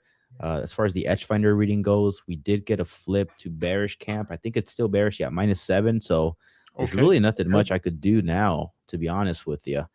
It's even bearish. Okay, that's actually pretty good. So I'm curious to know, actually, Kiwi Swiss maybe to the downside. I just saw that it's getting a very bearish reading. It's actually reacting to that 200-day pretty well. -8. I would say it's too flat. Yeah, it's very range bound. Don't get me wrong. Let's see if it's even worth it. How far is this from here? 50 pips. Yeah, it's not worth it. But yeah, anything else that you may be looking for? To be honest, at the moment, I'm just waiting for Trump to either tackle or escalate. Now, I think there's a 90% chance of a tackle. So basically, all of the moves from today should retrace, and maybe like stocks can even gain value because for some reason, when there's bearish news for stocks, they sell off a little bit, but when Trump announces bullish views, they just skyrocket. So I'm waiting for that. And the second thing I want to see is the CPI print next week. So I think next week on Tuesday, we're getting the US CPI. Until that point, it wouldn't really mean much for me to stack on new positions. I just don't think what sort of an edge I would have in putting on new positions. Maybe I can add to my dollar short exposure. So maybe I can sell USD Swiss, which I know you're in, which I think is actually a pretty good trade. But other than that, I don't have much. I'm also seeing a lot of other professional traders on Twitter. They're also patient. They're sitting on their hands. So yeah, yep. The dollar Swiss short, I really like a lot for a lot of reasons. But I have to be honest with myself here. If you do see a continuation of the war escalating, yields higher, if Trump does not tackle, then yes, this trade does get disrupted. And for the viewers out there, this is kind of what I'm looking at. So on a higher time frame basis, you have this long level of resistance here that has capped advances 1, 2, 3, 4, 5, 6, 7 times, potentially 8 if this level holds now. And if you go to like a micro time frame, you can see here that you do have like this trend line that is holding up well to the bearish side. So maybe that could be an indication. If you kind of zoom in, that the trend is kind of reversing on the dollar. You also have the edge finder getting a bearish reading of -7, which is working in our favor. If you go to the recent kind of just activity in the options market, let's go to net options flow. You can see the US dollar. You can see that at one point it was very bullish. That momentum has slowed down and has flipped bearish here. So net bearish options flow for I think it's UUP that it tracks, if I'm not mistaken. And then just from a little cherry on top, if you go to the annual seasonality and you go back 10-year average, you can see here that in the summer months, USD CHF does kind of point to the downside. Now we are well above to the average here, so we're pretty up there. But I do think that there is a chance that that continues to the downside. So I think that you have a lot of fundamental factors, seasonal factors, technical factors pointing to the downside. The only thing that is disrupting it right now is the conflict, the little spike in the conflict, which that can be taken off the table very, very quickly. So unlike a hot CPI print, that it is what it is, that's the data and that's inflation. You can't really just take that away. The war can be taken away at a moment's notice if people come to terms and agree on that. Similar to like the tariffs, right? Like the tariffs was a self-inflicted kind of thing that the US put on itself that could have been taken away whenever. So as long as I have that kind of confluence there pointing to the downside, I think it's a pretty good risk-defined trade. Actually, I just like the premium as well. Like you are selling at the top end of this range, which works out pretty well. So same thing, Marco. I'm kind of just sticking with this one thing, and then I'm waiting to see if there's follow through. And if it goes against me, then maybe I repivot back into like a euro dollar short, which I'm not in the trade, but this is kind of what it would look like hypothetically. Maybe, I mean, dollar CAD, I mean, I wouldn't consider this a pullback, but in this market, who knows, into this level. But yeah, that's pretty much what I'm looking for right now. How are the swaps with dollar Swiss? Dollar Swiss, it's actually 3.75, so they're pretty hefty, I would say. So it's in my best interest that this trade works out relatively quickly, and that this is not a trade that I hold for months or 4 weeks to a month. At that point, you'd be like, okay, at that point I would be looking for some positive swap opportunities to go ahead and offset this if I am expecting to hold on to this for a month. So what I did in the past, when I was shorting dollar, or when I bought the Aussie basket earlier, Marco, earlier in the year, when I played this move, so I was short dollar yen, like kind of like right here. I didn't capture it all, but I captured some of it. Obviously, with dollar yen shorts, you have a lot of negative swaps going against you. At the same time, what I did was I bought Aussie Kiwi, Aussie CAD, Aussie Swiss. and all of those provided positive swaps. So cumulatively, they offset the negative swap of dollar yen. So if I do foresee myself being in dollar Swiss short for weeks to months, then at that point I would have to like kind of brainstorm and look for positive swap opportunities to offset it. Yep. Makes sense. And what's your take on USD JPY? So the MOF, the BOJ, they're pretty quiet. We're not seeing much on the breaking news. So I think a couple of weeks or months ago we saw news like someone from the BOJ doesn't like the current exchange rate. This Japanese person doesn't like UJ climbing to 160, blah, blah, blah. Now it's pretty flat, it's pretty quiet. They had the perfect opportunity to intervene. So let me show you. I think USD JPY to 200, Marco. To 200? Okay. No, I'm just joking. I think it's I don't know. Definitely not to 200. I hope not. But I think it's difficult. I'm betting right now on dollar Swiss short. So essentially my thought process is like maybe we see some USD weakness. I would hope that weakness translates into dollar yen softening. If that translates into dollar yen softening on weak US fundamentals, then perhaps that can provide a good opportunity for Japan to intervene. And then at that point you can find some interesting buyable dips. But if you don't get that perfect scenario that I'm talking about, then I think dollar yen just drifts higher, especially if you have a reflare in the war in the Middle East. And if you do get that bump or softening in like anything Japan related, I saw on the Edge Finder that the entire yen basket is getting a strong read, or a strong weak reading. So, for example, CAD yen, pound yen, Aussie yen, all of them are kind of pointing to the upside, getting bullish readings. Sorry. At that point, then perhaps if you get a meaningful dip in the Japanese yen, and I was looking at JXY. So JXY, you have this like level here of resistance. So if you get some kind of a pop intervention, which that is how many percentage points away? It is 4% away. That's also lined up with the 200-day moving average as well. If you get a meaningful pop of that magnitude, then I would be open to, as long as the Edge Finder still points in that direction, to buy up the entire yen basket. I think that would be a pretty good way to go about it. And if I'm still long dollar Swiss, if I'm still short dollar Swiss, then that whole basket can offset the swaps, and I'll probably end up net positive. Okay. That's an interesting plan. Yep. But sorry, I know you were going to say something, and I kind of went on a tangent there. No worries. I just wanted to mention that, the BOJ had the perfect intervention sort of time where they could have went in last week on Thursday, where you had the big red candle, and they didn't, which is it's a sign. It's a sign that they're kind of staying away from the price, and they don't want to participate in that. So probably they had essentially at that time perfect storm. The Middle East conflict was kind of muted. You had the bad NFP print, which caused some softness in the dollar. And then you had that U.S. holiday, the 4th of July observation, where market like that would have been the time, man. Absolutely. You would need another kind of perfect scenario just like that to pop up again for you to have a good opportunity similar to that one. Yeah, and they didn't use it. So I don't think they're just going to go kind of blindly come in and intervene. But you never know. So I'm looking to see for my USD JPY short, I'm looking to wait the CPI print, see if that produces a bit of dollar bearishness, and then look to probably exit for break even or a little bit of profit.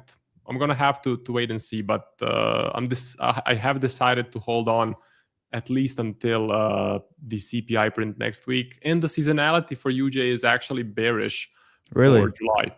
Yep. So it's bearish for dollar Swiss. It's bearish for USD JPY. I think it's pretty bearish for the dollar in general, kind of July. You never know, man. Like sometimes, especially for like those very lucrative trade opportunities, you got to feel some pain before it starts to show up, Yep. This could be just, short sellers getting washed out, and then the actual move happens, right? That happens all the time with moves like that. So, I was going to say something, but I completely forgot.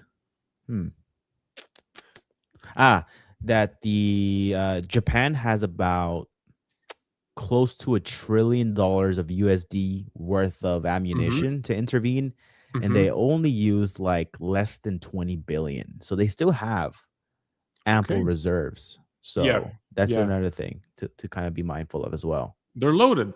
They have They're loaded, man. They can push it to 140. They can want push to. it to 95, Marco. 95.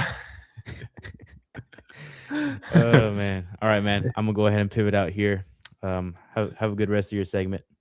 Yep, will do. Thank you, Alan. See you tomorrow. And yeah, let's see that DXY actually go to 95. It would help. UJ to 95. UJ to 95 would be even better. What does that look like here? I can measure it. I don't think it's ever been done before. Well, back in 2013. So 2013 levels. Just 13 years ago. That's doable. It's not bad. Yeah. It's obtainable, you know? 40%. Almost 6,600 pips away. That'd be pretty good. I could retire, man. Probably. Yeah, I think that would be a game-changing trade. And I know everyone in the Discord would be happy, especially ball out. I would even distribute some of the funds. You would? Oh yeah. For you guys, I would. But all right, Marco. I'll see you later, man. Take it easy. Yep. See you later. Goodbye. Bye-bye.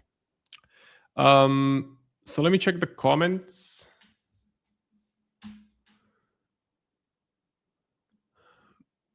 Let's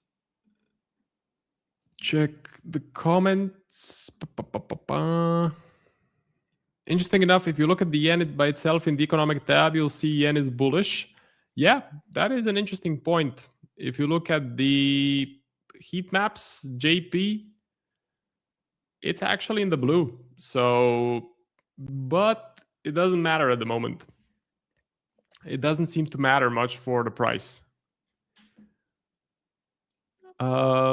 Marco, at the time of the NZD short idea, all prices were low. That is true. During RBNZ press conference, reporter did mention about the labor market being awful, to which Bremen said that the economy is recovering better than expected and growth will take care of it. Well, yeah, it was a net hawkish event. Now, I think earlier this year, I tried to trade an RBNZ event. It didn't work out. So I lost money 2 times already this year trading the RBNZ. It happens, you know, looks like they are super hawkish and they just don't want to pivot. And it's fine. It's fine. You also have to think like a central bank. The main concern of a central bank at the end of the day is inflation, because inflation impacts everyone. Unemployment rate a rising unemployment rate impacts 5% of the population. But rising gas prices, rising inflation impacts every single voter, every single person in the country. So inflation is always the #1 priority, especially like some central banks have a dual mandate. Some of them have just inflation. So the US has a dual mandate, which is growth and inflation. But I think the ECB only has inflation, if I remember that correctly. Since CPI is previous month data, it could not matter as much if escalation continues. Yeah, that is true. So if the escalation does continue, the CPI print next week won't matter much. But it also won't matter much for my positions because I will probably get stopped out of everything. And it's interesting to see UJ climbing up, but GU climbing up as well. So like the pound has been really, really resilient. Do we have GXY? No. So I thought there was like, you have DXY, you have JXY. I thought there was something for the pound as well. FOMC, it's just the meeting minutes. So I think it's going to be a non-event. If you look at this week, meeting minutes, they start in an hour and a half. So yeah, I think it's just going to be a non-event. But Nick will be streaming into the FOMC meeting minutes. So if you want to get the sort of opinion from Nick, definitely stay tuned on the stream. The reason I think the meeting minutes will not be important because that whole event happened before oil went drastically lower. So we had the event, I think, somewhere here, and then we had oil just go much, much lower. And we had the Strait of Hormuz opening. We had a lot of ships passing through. I think currently there's 40 ships passing through the Strait of Hormuz per day. Trump matters more than war? Well, in the short term, yes. Don't trade the FOMC. I just think it's going to be a non-event. It's not an interest rate decision. It's just the meeting minutes. A1 selling UJ. Where can we watch the FOMC meeting minutes? It's not an event. I think it's just a document that they put out. And if you want to get all of the information about that, well, definitely keep watching the stream because Nick will be streaming right when the meeting minutes are released. So those are the meeting minutes from the meeting. Okay.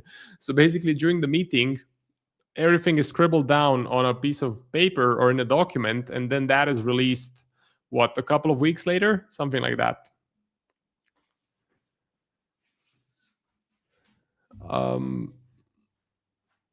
BXY. Okay, that is correct. British pound currency index looks pretty bullish, looks pretty good. The pound is doing really well. I'm seeing a lot of relative strength, so possibly adding some pound long positions, it's not such a bad way to go. Yeah, it's not such a bad way to go. Nas, hello. Edgefinder score on gold, sure. Let's take a look. Top setups.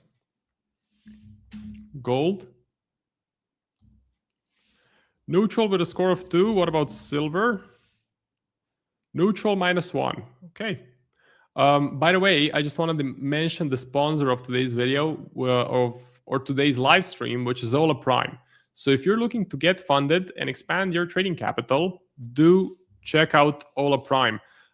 This is their Trustpilot. I would say it's pretty good. If you have been in the space, you would know a score of 4.5 is pretty high. Essentially, there's 2.5K reviews. That's a pretty big number as well. But another thing I like is they don't have a consistency rule. Consistency rule, basically, if you're a swing trader, the consistency rule sucks. So if you have a week where you, let's say, win 100, then you win 600, then you lose 200, then you lose, 200 as well, and then you win, let's say, 50, you have one big outlier, which is plus 600. Okay, and that does not fit the consistency rule on most prop firms.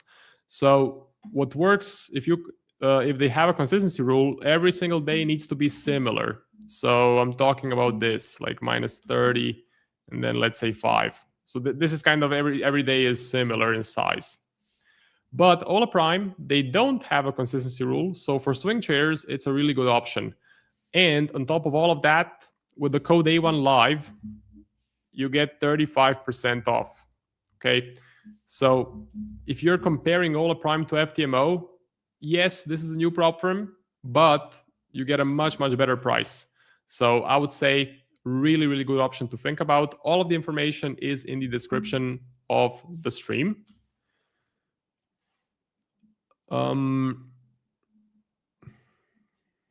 I just think the real interest rate of GEP right now being the highest could be the reason. They do have one of the lowest inflation and second highest interest rates. Possibly, but this is really short term. I don't think this is connected to rates. Gold. So my take on gold, because I know a lot of you are following it, I'm fundamentally bullish because I'm expecting higher interest rates in the future from the Fed. So fundamentally, I believe gold is bullish. I do want to see a break of the 200. So I need a break of the 200 EMA because right now it's stuck in no man's land, in my opinion. So 4K is the support, 200 EMA is the resistance. And we can stay in this range for a really, really long time.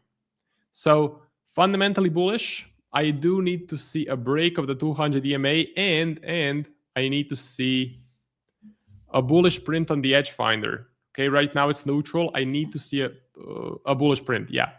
By the way, if you want to get the edge finder this month, 45% off. So edge finder is 45% off with the code Marco.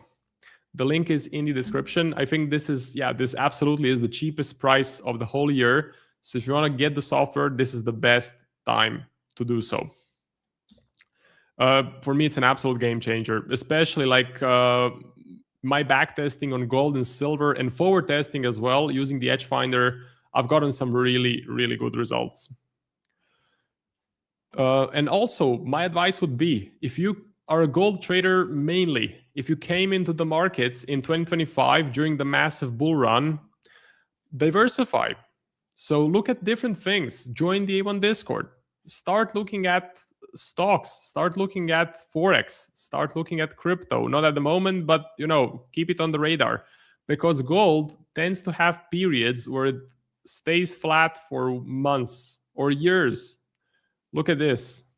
So this period of just range-bound price action was 1,224 and 44 days. And this is going to happen again. This is not the first time. If you go back, see, look at this period. 2,680 days. So we can absolutely get another market condition such as this one. That's why it's important to diversify and not just limit yourself to one asset. I did that mistake when I was starting to trade. So I traded purely technical analysis and I looked at only 6 currency pairs. The start was fine, but soon all of the currency pairs stopped moving because the central banks stopped moving the interest rates and all of the money went into a different asset. So my strategy went into a large drawdown, a long drawdown, and that's when I started to expand into different things, and that's when I started to apply the edge finder. So most professional traders, they trade a lot of things because if they focus on one thing, that one thing is going to have periods of months or maybe even years where it just doesn't move.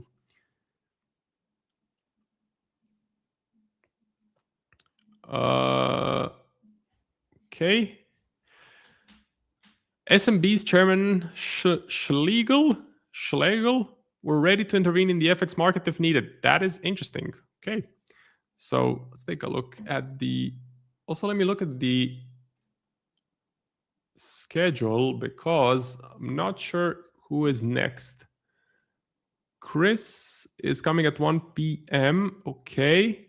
Okay, so I have 15 minutes more. Okay. So let me then get ready for another 15 minutes. Breaking news. Let's take a look at that. Trading, breaking news. Forex. Where's Schlegel? We have some stuff here. SMB chairman, medium-term inflation pressure is almost unchanged. Okay, this is it. So SMB chairman, we're ready to intervene in the FX market if needed. Interesting. Now, the main chart to follow this would be Euro Swiss. So Euro Swiss, the key zone, the key level is 0.9. I did take a buy position. Just a second. I did take a buy position, and it was a pretty decent setup on Euro Swiss back in March. We are no longer near that area, so I'm not exactly sure why the SMB would intervene. I think they won't. So I think the price would need to go back near the 0.9 level, and that would make the intervention a lot more likely. So we can look at also USD CHF. I don't think it's problematic. I think as the dollar gained value, we had that bounce to the upside. So this looks normal as well. I don't see a massive reason to intervene. Maybe I'm overlooking something, but yeah. Am I going to trade a possible intervention? No.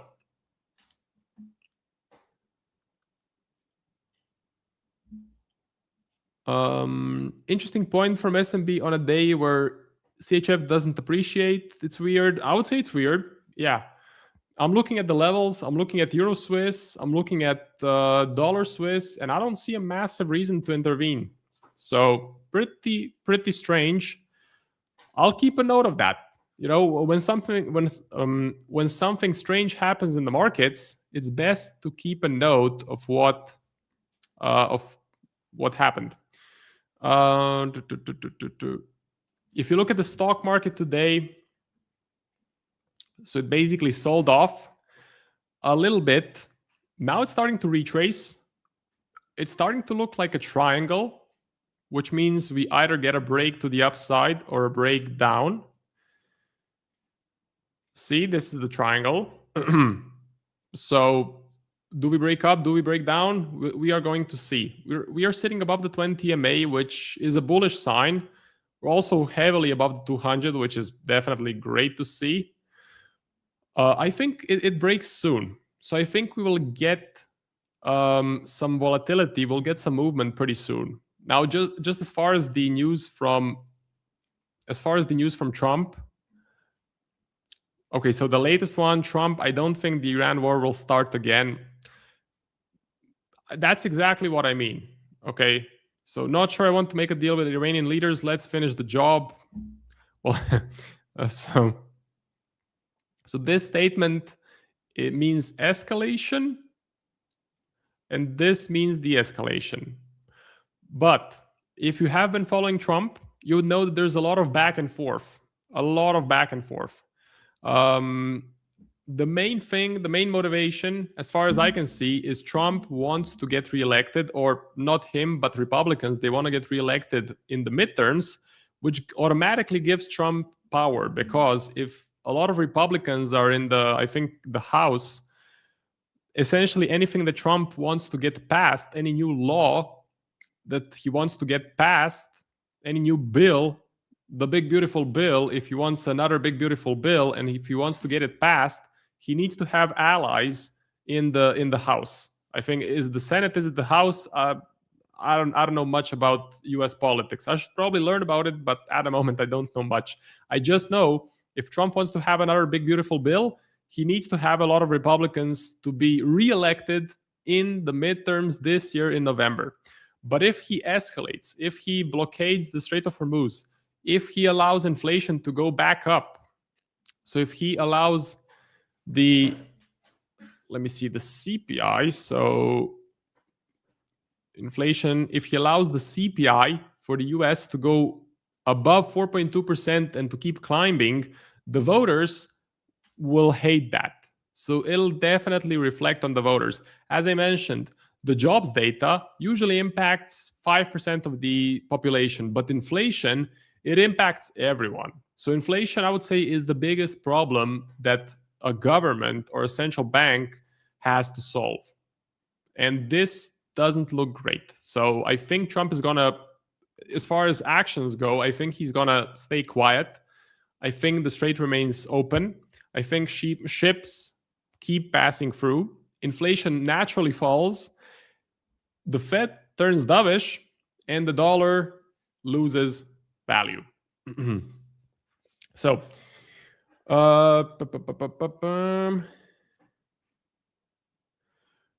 might help my CHF JPY play. We would intervene, so buy yen instead. Just got long on GBP/USD. Euro dollar. Okay. Let's take a look. So euro dollar, I would buy.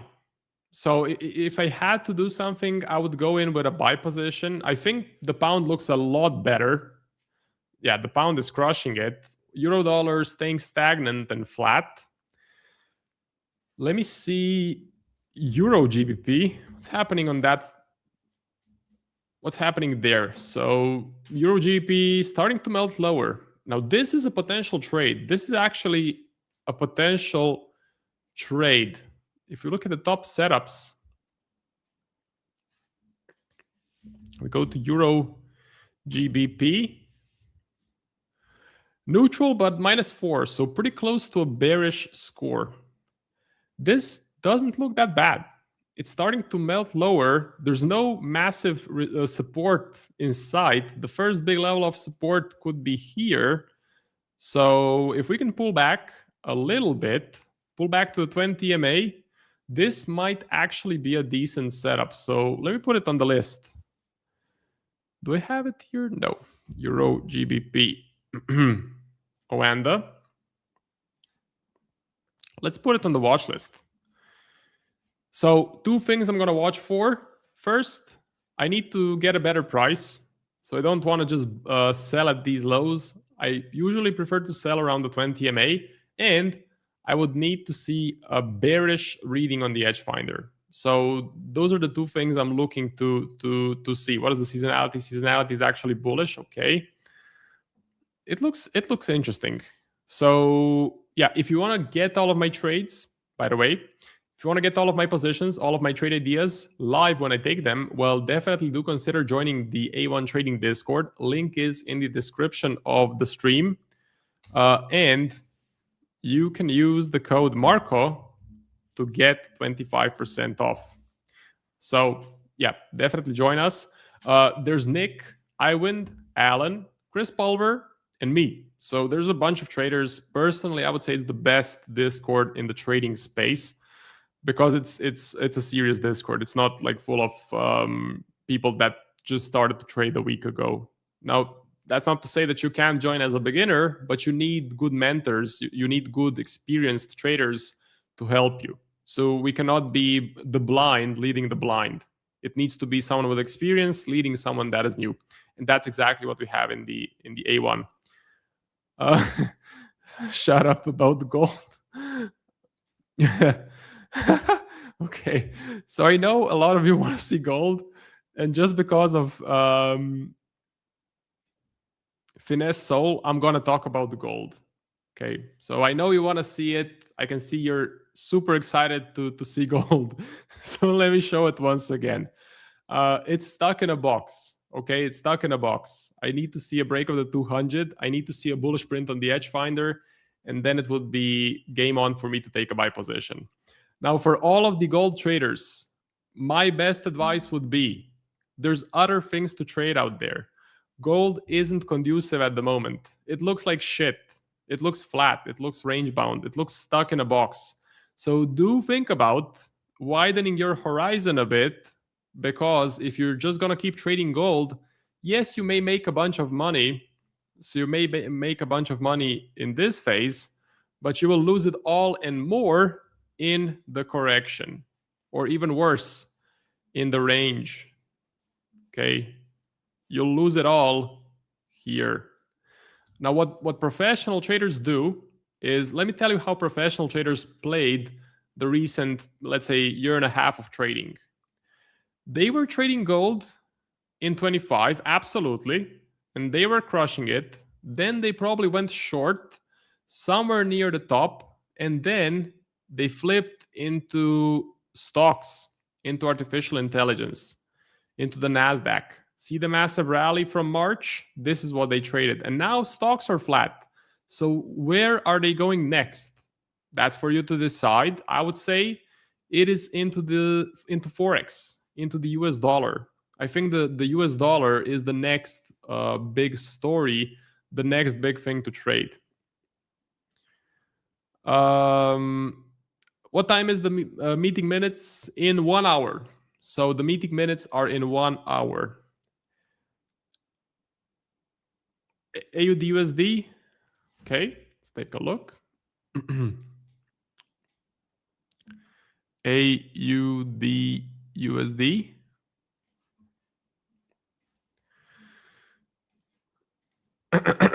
So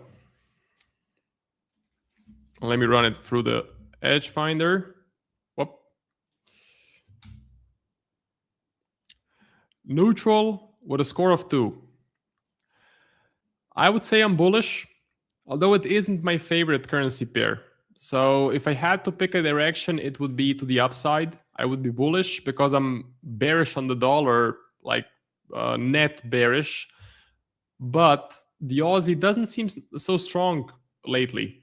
It seems to be kind of losing the steam, losing the momentum.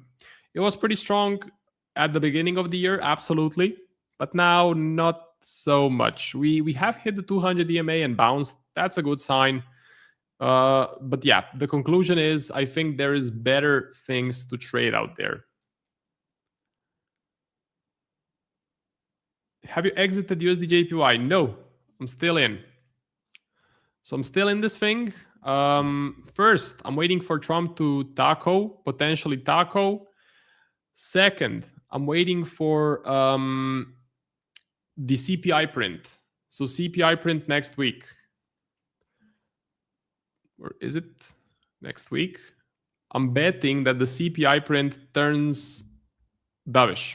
Okay, so that the inflation prints lower than expected. That is what I'm betting on, and I'm gonna try. I have a stop loss set, but I will try and keep holding this position at least up until Tuesday next week. I know the swaps are pretty high, and yes, the swaps are getting pretty expensive, but it's a part of the game. Any expectation on the minutes? I think the meeting minutes are going to be a non-event, so I don't think much will happen from it. The whole meeting. So what you have to note is that the whole meeting happened before the MOU, before oil went back to the pre-war level. Okay, so kind of everything that happened before the MOU, everything that happened before oil went to the pre-war level, I would just discount. You know, I would just discount it.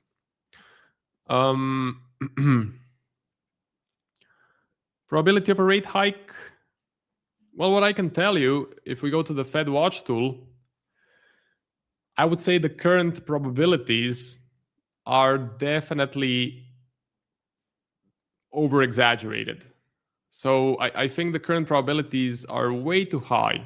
I think 46% chance of a hike and then 26% chance for 2 hikes. I think that's too much.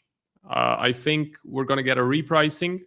I think the Fed is actually going to be more dovish, and that should happen, or that should print in the Fed Watch tool pretty soon. Okay. Now let me just check who is the next guest.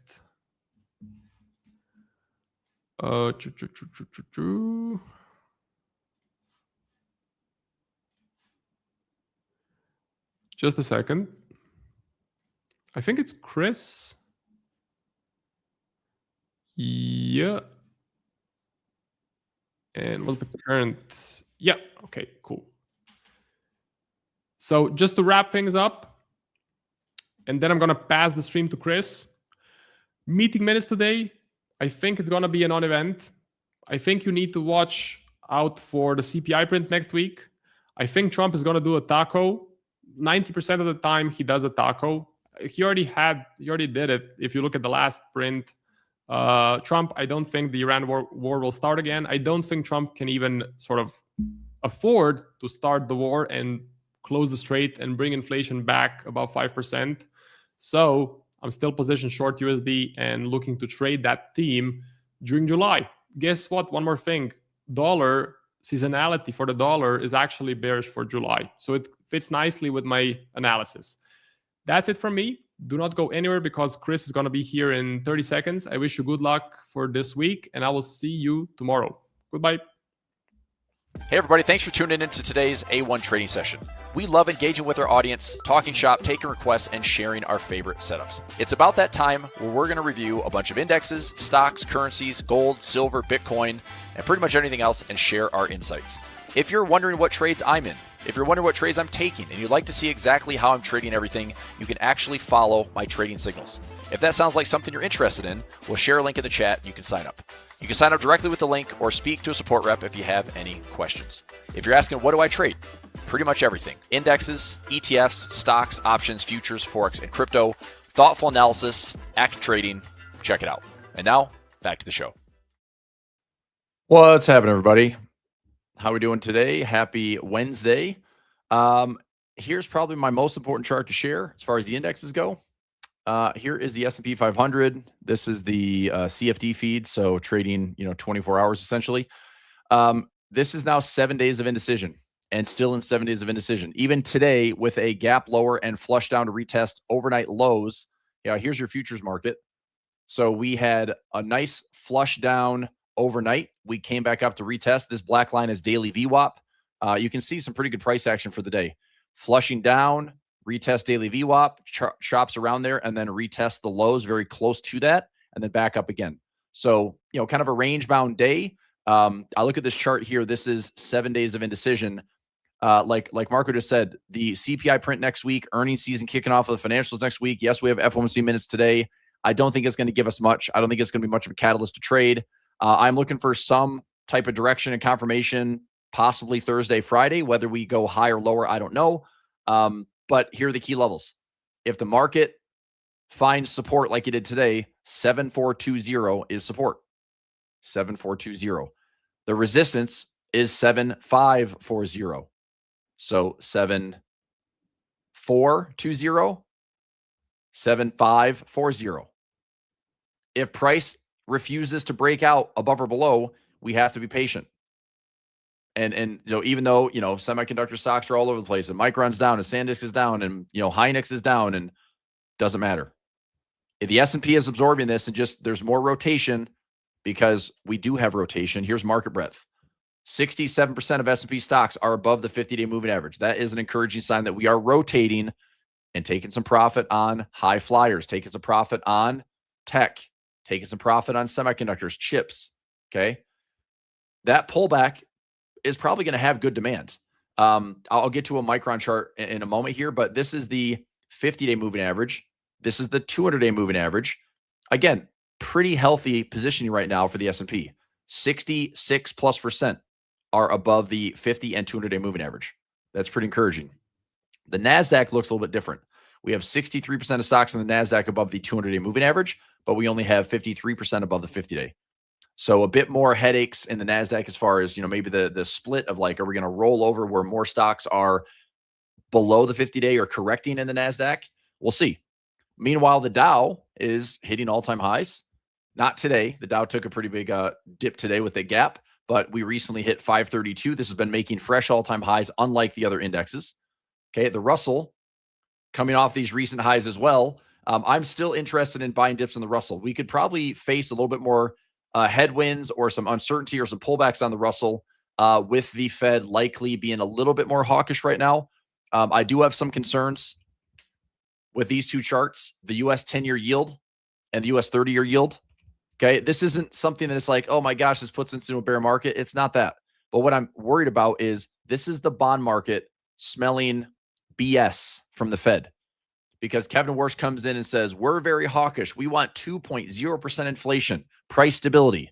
That's our mandate. Task forces, we're going to figure out how to do this with real-time data. We don't want the markets to have to rely on the Fed for transparency. Markets be markets, will be the Fed, right? So at first, it sounded hawkish and the markets kind of took the bait. But right now, they're not. And so as we come into these crucial windows of end of this month with the FOMC and a press conference with Warsh, okay, fine. There's nothing in August. There's no Fed in August. It's going to be September. September is supposed to be when they may raise rates. And I think that I've heard a couple of interesting narratives, like, they're gonna fake it and try to talk hawkish, but not necessarily have to do anything. They don't want to raise rates.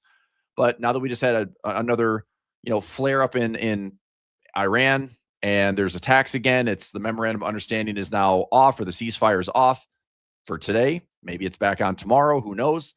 But as far as the CME watch tool, the Fed probability shows a 51% chance there's going to be a hike coming in September.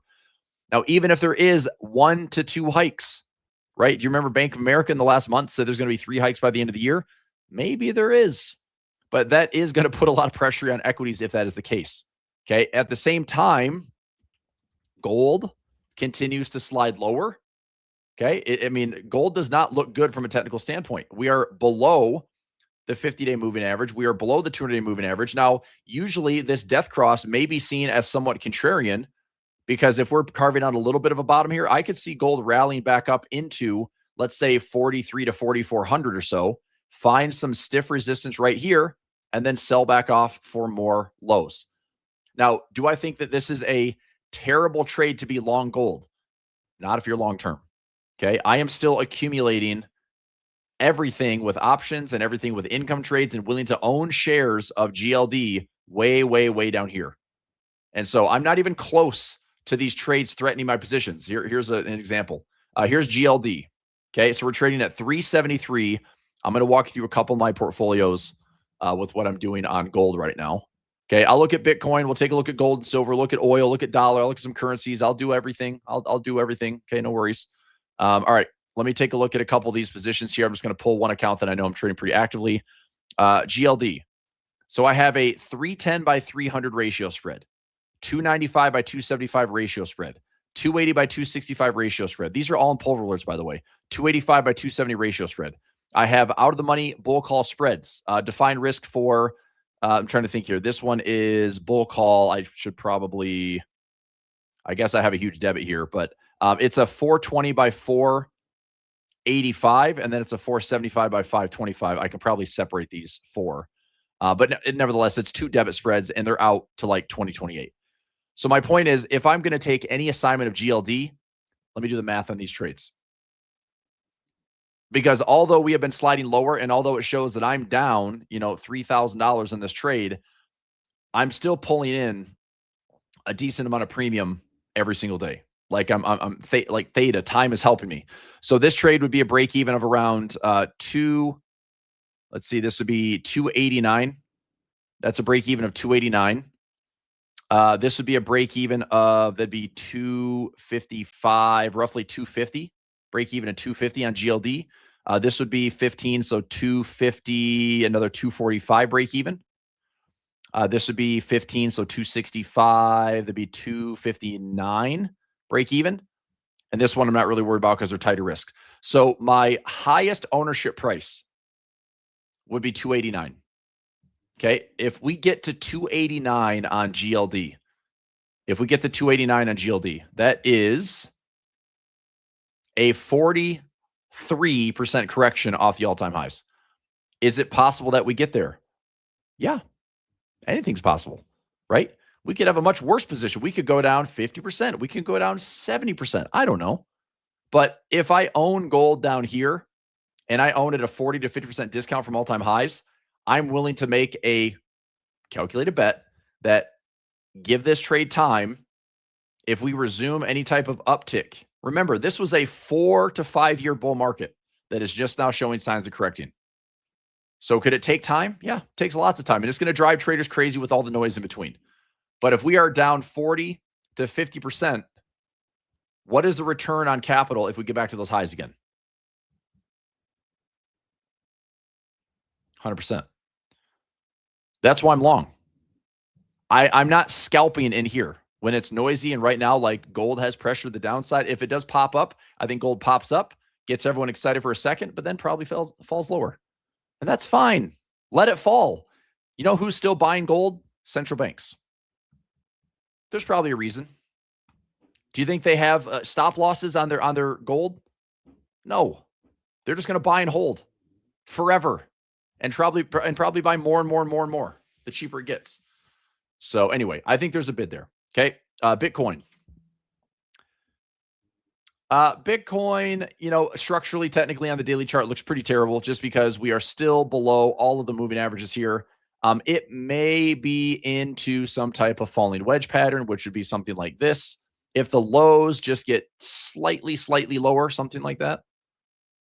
And this is a maybe. I don't know if this is the pattern, but if we spend time doing this on Bitcoin, eventually, I could see this setting in for a low or breaking this structure and then getting us back to like the 100K mark again. But it's going to take time to kind of bottom out here in Bitcoin. If it goes lower, I'm just telling you, be prepared for 40, be prepared for 30. I still think there's an asymmetry there to be long Bitcoin. But the better trade to me is waiting for a bull pattern. So if this is a falling wedge, which is a good bottoming pattern, it's not time to trade it here. It's wait for confirmation and get the breakout. Because that's when the breakout really rips and we go from like, let's say 65 to 100,000. That's a good trade. And if there's more to it, then you get pullbacks, you reposition, and you get fresh highs. But if we slide lower, just because of, I mean, and I'm curious too how Bitcoin behaves. If the Nasdaq and the S&P do have like another 5 or 10% correction, where's Bitcoin? If Bitcoin hangs out around 60K and has little to no downside on an index sell-off, that's probably a good sign that most of this crap has been priced in, right? So anyway, there's gold, there's Bitcoin. Here's silver. Silver, I'm playing very similarly. Even if we hit symmetry, this yellow box I have in my chart, this is a high to low, lower high to lower low. So high, low, lower high, lower low. I am prepared for this. Silver pulling back to about 40 bucks. Okay. A lot of my trades, same thing. 50s and 40s, 30s, naked puts, ratio spreads. They're all in pulver alerts. I have a decent amount of trades running on silver and gold because I like the medium to long term on both of them. Okay. What would that pullback be on silver? You're talking about a 60 to 65% correction on silver. If that ever turns to go up to these highs, yes, please sign me up for that potential gain. You know, if my break even is down here around $40, it would go back to highs. That is a 200+% move. I'll take every dollar of the allocation and basically triple it. Okay. All right. So I like them, but you've got to be medium to long term. You got to block out the noise. Otherwise, right now the structure is leaning bearish. And that's fine. If you want to trade short term and trade what you see, the alignments are bearish, stay bearish. It's just a trade if you're scalping. But to me, the big picture is I'm accumulating. I went from, you know, a pretty healthy allocation to about 20% gold, silver to now 0. And so I'm getting back in there where my positioning is now starting to build back up to like 5% allocation, 10% allocation. And I'm going to start building that back up to that, you know, kind of 20% again. All right. Dollar index. So dollar index, I think this is your risk on, risk off gauge between currencies and the equities market. Don't ignore a couple of levels here on the dollar. If this is a channel, if this is in fact a channel, okay, this dollar may still have, and this is where I'm saying this is risk on, risk off. If the dollar continues to grow higher, I could see a $102, I could see a $104, I could even see a $106 to $107, but that to me is an awesome opportunity to short for the foreseeable future. If we get up to like 106 or 107, I'm probably taking a pretty healthy short of the dollar. Right now, you know, I was long the dollar. I was short euro dollar. I was, I'm trying to think, short Aussie dollar for a little bit. I was long dollar CAD. Those worked out fine. But I've taken a lot of that profit off the table. So I'm just kind of waiting to see like what is next for the dollar. If it is short-term trading, sure, I can see the dollar being noisy here. But if we don't come back down to like 98, I think this dollar is going to keep making higher lows and higher highs and possibly get back in some of these inefficiencies. Risk off trading in the markets probably leads to a stronger dollar as well. And again, maybe the dollar is waiting a little bit longer to see the clarity out of the Fed. And again, there may not be a lot of clarity out of the Fed. It might be more of a surprise move. That's the hard part about this new Fed chair is the Fed might be zip it up. We're only going to talk when we're supposed to. No more Fed roundtables, no more Fed speakers and members all over the outlets and news media. Just talk during meetings and have a consensus, have these task forces. This is like a 6-month window, by the way. The whole Fed and what we've known for a decade of Fed with Yellen and Powell, what we've known for transparency, tell the market exactly what we're going to do. If the market doesn't have that, there's going to be a lot more volatility. And that's not a bad thing. But I also wonder if this brings in the outlier event of if the market doesn't know, does it do really wild and crazy things to catch the Fed's attention? Like it's so desperate to get the Fed's input that it's going to do something crazy like, you know, drop 10% in a month, like it did back in 2024. You know, drop in a 30 to 60 day window, drop 15 to 20% because AI is busted up and there's too much, whatever. If earnings are not great, this next 30 to 45 days in our earnings cycle, I do wonder if there's going to be additional pressure. I think the demand is still there for chips and scarcity, but this rotation trade is very real.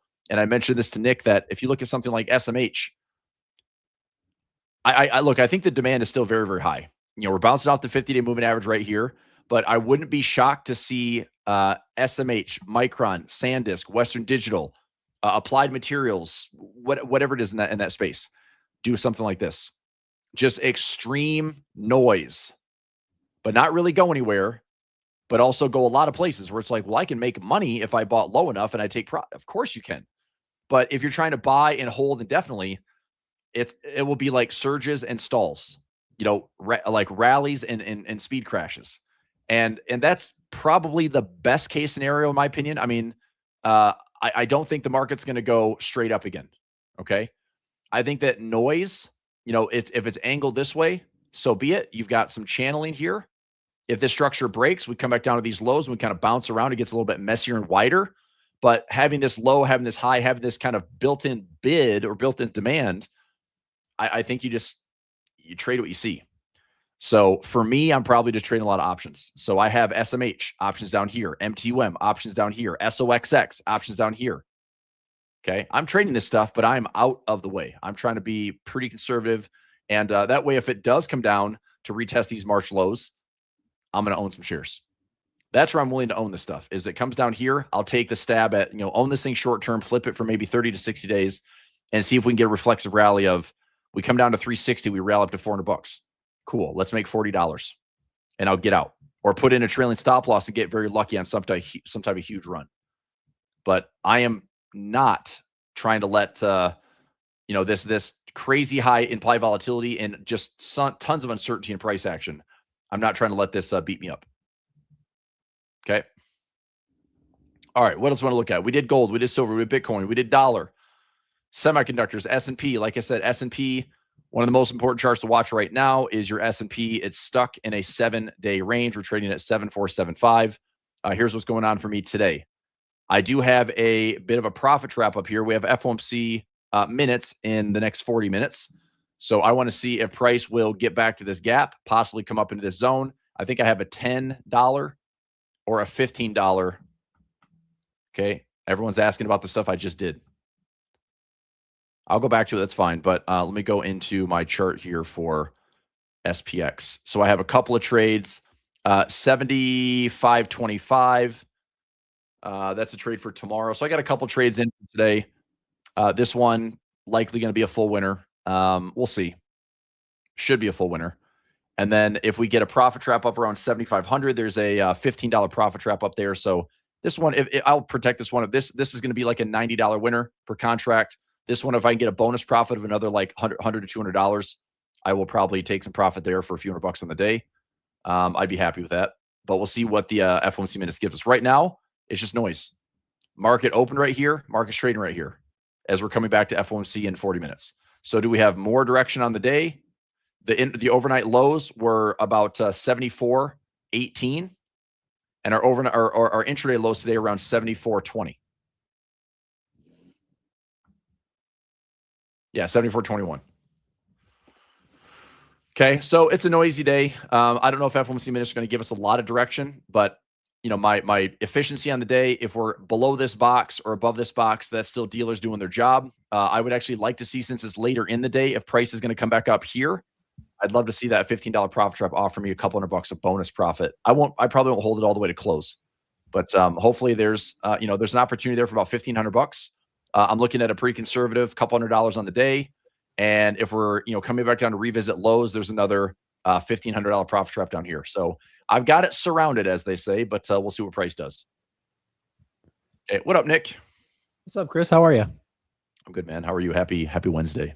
I'm good. Happy Wednesday. Chris, I've got a fun experiment for us. Okay. Let me ask you this, and I'll give you my answer too. Okay. So do you think, I've been playing with something, I want to show it. So do you think, two prompts, inflation is more likely, and these are hard questions, so no right answers, nobody knows for certainty. Do you think that inflation in the next few months is more likely to rise or stay stickier than people think? Or do you think it is more likely to fall more than people think? Which one do you think? If you had to, I know it's like such a difficult prompt. Well, the flare up in oil today does not make me think, oh my gosh, here comes inflation. Look, everything with Iran is going to be, Trump's going to completely backpedal on everything that happened today. Mm-hmm. He will. And it'll be the same crap we've been dealing with for like 60 days of this, which is, we got a deal. There's no deal. We're going to blow them to smithereens. We got a deal. There's no deal. It's like, enough, dude. Like, tell us when it's officially over, please. Right. But we don't know. So I don't think spiking back up to like the 70s is necessarily, the oil trade is on again. I still think oil is probably subject to what does the Trump administration want? What do they need going to the midterms? What does the Fed want to see? They want to see lower oil prices. Yep. And so I think the de-escalation is more important. And so I think we have sticky inflation at best. But what I do think is by next week's CPI, we're going to see it budge very little. It's probably still going to be 4.1, 4.2, maybe 4.3. Not a huge jump, not a huge decline. But I think the Fed is trying to really throw that dart at the bullseye, hoping that September's rate decision is like, look at this, CPI is down by 0.3, 0.5%. Okay, fair enough. So let's say really going slightly cooler than expected right now. That's Fair. the base case. Okay. Okay. Economic growth. Do you think the economy, jobs data, metrics, and by the way, I'm going to kind of go with you. I think inflation is, if I had to pick, is it going to rise more than expected or fall more than expected? I would say probably fall more than expected as well. So this is your answer. This is my answer. Okay. Economic growth. Do you think it will be more resilient than people think? Or do you think it will be less resilient than people think? Jobs, PMIs, retail sales, the consumer. What do you think? I think it'll be more because it always has been more. Okay. I think our resiliency continues to be there. And even if the data seems like it's fudged, the fact is people can get jobs. Okay. And if you don't have a job or the job you want, you still have gigs, you still have 1099s, you can still work and hustle your little butt off and still make money and provide for your family. So you have a labor market out there. Sure. And also the AI productivity and the earnings growth, especially when it comes to stock market stuff, the earnings growth is ridiculous. And I don't think that's going away necessarily. Mm-hmm. So, the rotation is real. And I think that the rotation away from the, 300% runs and 200% runs, maybe the rotation into what's really going to physically help the build out of AI, what's going to support this infrastructure. Mm-hmm. Maybe it's more utilities, industrials, materials, physical plays. I'm long commodities, man. DBC was one of my, plays again. It's we had a nice run from 22 to 30. I'm back in again around 26 and I'm going to try to hold that thing to $40. I think that the commodity need and demand is getting higher and higher. And it's also a very non-correlated play to the indexes. So I think that does pretty well, but I'm going to give the economy a resiliency, probably more so than what people think. Me too, because that's been just so unbelievably the case the last several years. The economy has held up so much better, so much more consistently than people think. Okay, so we're on the same page on this. The reason I wanted to do this is because we just built a tool on the website. And for everybody watching, this is completely free. Head over to a1trading.com. Under tools, go to macro environments heat map. Check this out. So this is another fancy tool. At A1, we're always playing around with software tools and building stuff. So based on our answers, right, Chris, we've got 4 scenarios here across the top: stagflation, reflation, deflationary recession, and Goldilocks. And I made this tool because I do this periodically, Chris, myself, like what I just prompted you, okay, growth and inflation, what am I generally anticipating? And based on what that answer is, I can then heat seek where I think we are likely to be. So what we've described here, at least in the here and now, is a predominantly Goldilocks environment, which is lower than anticipated inflation and economic expansion. So given that was our idea, we never know with certainty. And here's the catch with all this: you never know exactly which one we're in or which one we're going to be in. I'm going to say it's one of two. I'm going to go with more of the Goldilocks and or reflation. That's kind of where I'm at for macro. So you're most confident in thinking inflation. One of these two. Okay, yeah. So you think economic expansion is the more reliable? I would agree with that. Reflation, which reflation, to your point, hits hard on a lot of the materials doing well, commodities doing well. So check this out. I included in our list, of course, the major assets. We've got gold and silver here. And for listeners, what you can do with this is with your own analysis. Again, head over to our website. I'll drop the link here.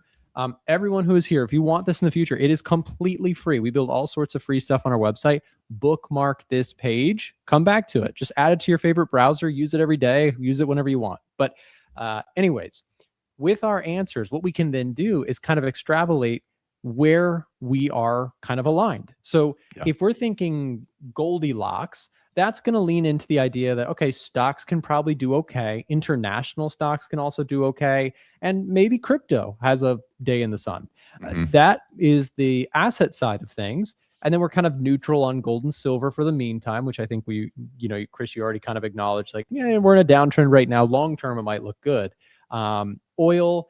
And by the way, if for those of you guys who are interested in gold, if we enter into a deflationary recession where the Fed starts printing dramatically, or we go into a stagflation environment where people just want something different, they want to get out of US stocks, etc. Both of these scenarios, which we might rotate into one quarter away from now, Chris, you never know. You could kind of also be looking at this map as like where do I want to be anticipating us to go next, right? So if we think Goldilocks is the case for the next 6 months, but that leads us into some sort of melt up where inflation's running hot and then the economy slips, maybe we want to be ready for stagflation, right? So like having this sort of map can be really useful for understanding macro and where it could be worth.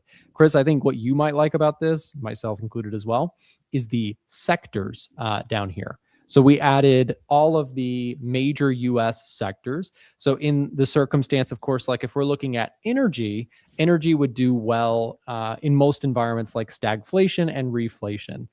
Consumer staples, not super attractive when you have a Goldilocks environment, because in that case, there's better trades to be in, for example. But also if you hover over each thing, I've added a little bit of an explanation. So if I hover over staples within a Goldilocks environment, staples underperform heavily as confident investors rotate into higher beta cyclical equities. So explanations for each segment. But I just wanted to share this with the audience because it is like I said, free tool and could be useful for mapping out your bias. But I think it's awesome, man. It's a great look, top down, big picture stuff.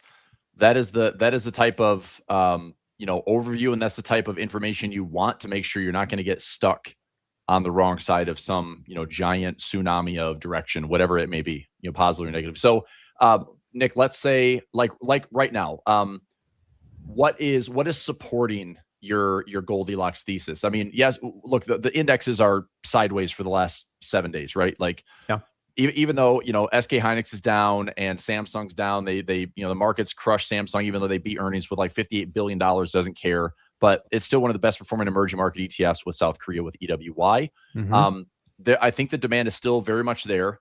Earnings season is right around the corner. We get through financials next week. Mag 7 is by the end of the month. We're kicking off. I mean, this is interesting, man. We have CPI next week and PPI next week. We have earnings season starting with financials again. By the end of the month, we have Mag 7 plus the FOMC. Then we go into August.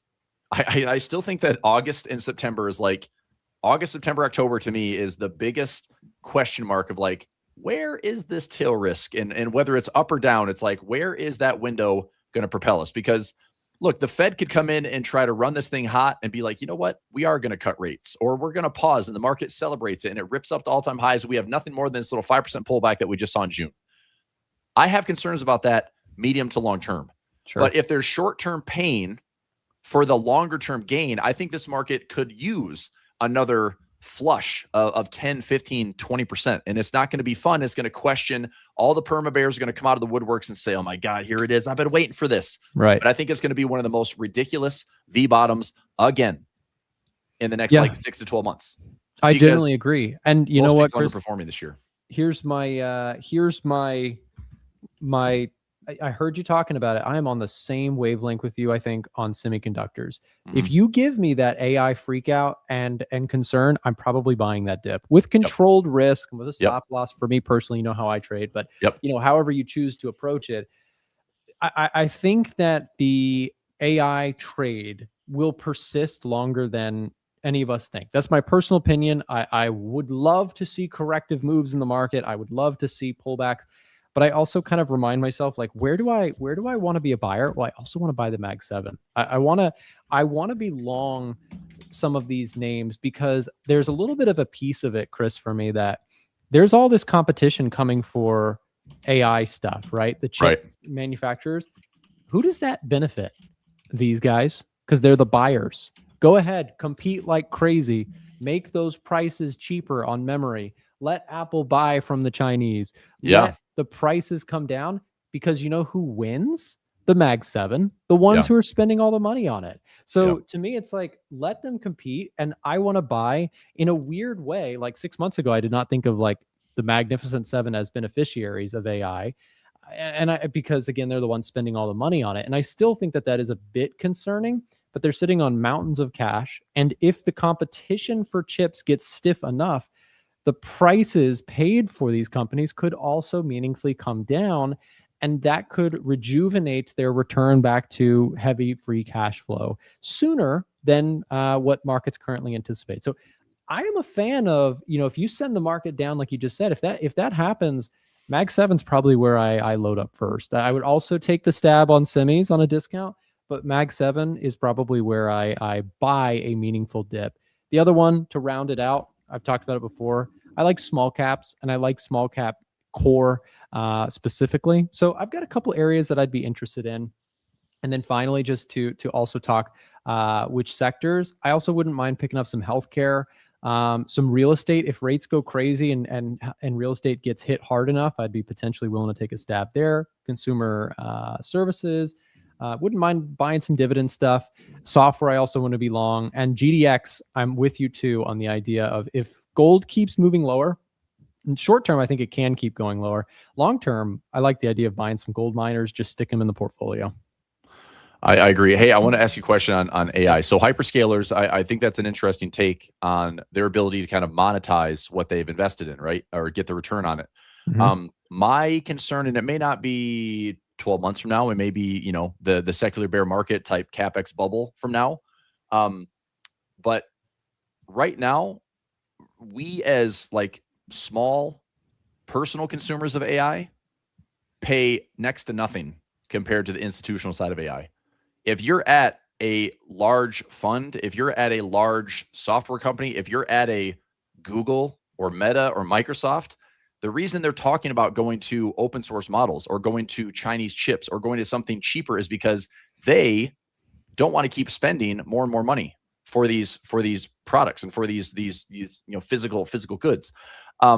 But I don't know if the government's going to get in the way of that by saying like, you can't do that, hyperscalers, or we don't want you to do that, or there's a moratorium on everything that's not U.S. made, and you've got to be in the Microns, you got to be in the Intels, and you've got to be in everything that's U.S. based, right?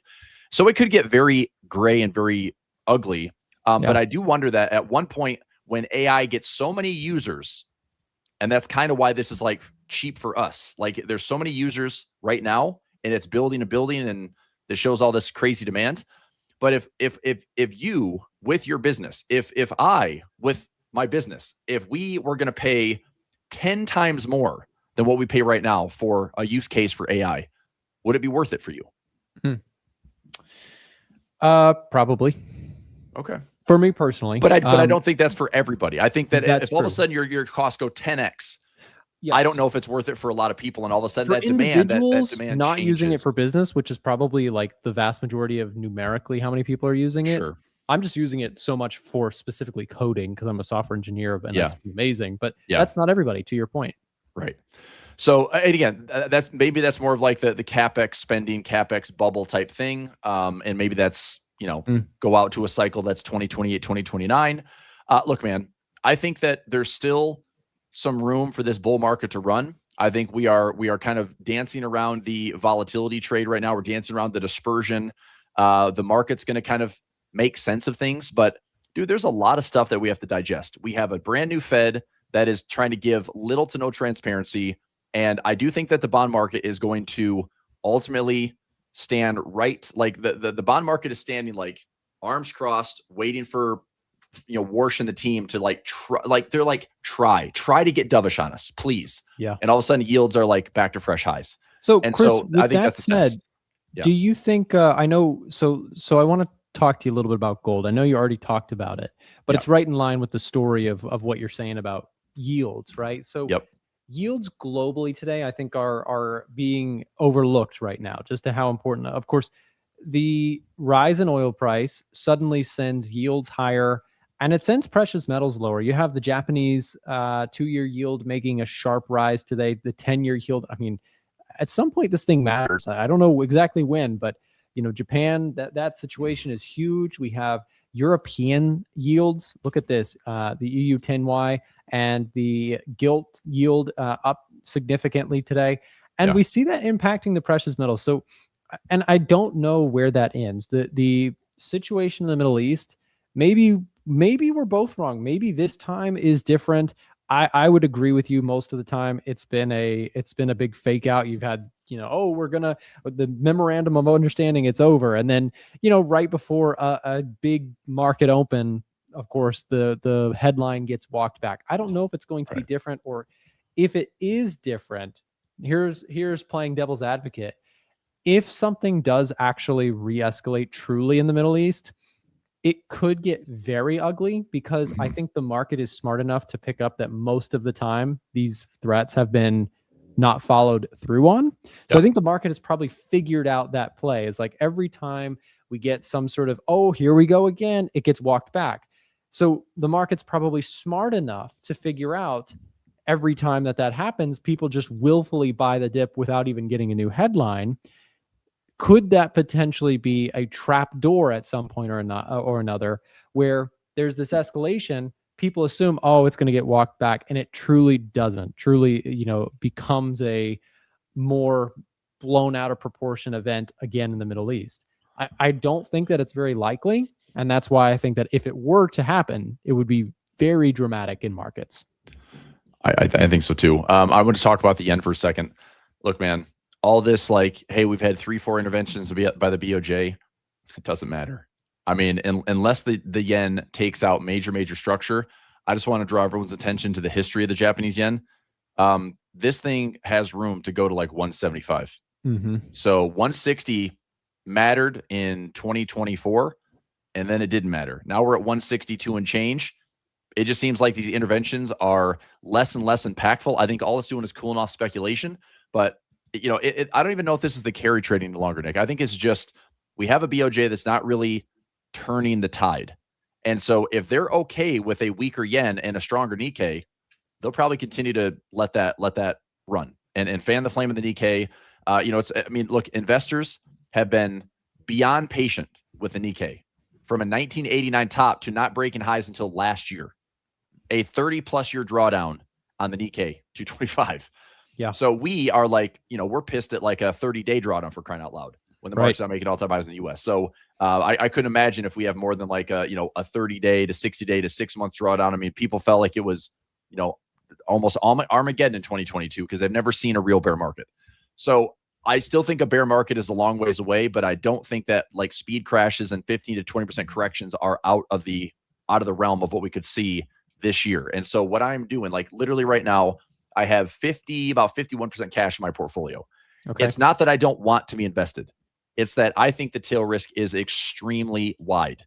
And to me, upside is generally easier than downside. And so if we have the downside offered, I'm going to take opportunities to deploy capital to benefit from that discount, as opposed to, I think truly for me, the hardest trade is if this market just does nothing but go sideways for, let's say, the next 30 to 60 days.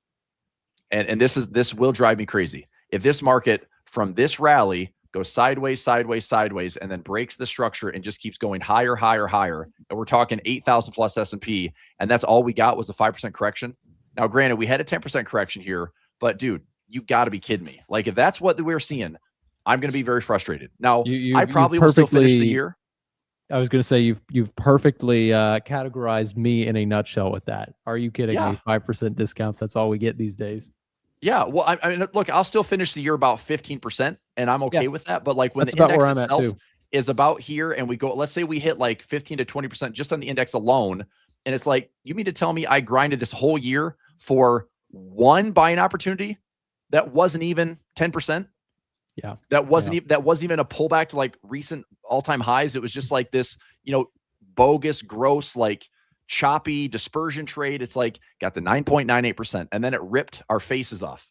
But I'm hoping that from a technical pattern that the market is willing to test the high, maybe give a little bit more back. And it's going to feel gross. It's going to feel bad, but I'd love to see the market at least test the 200-day, get back above it.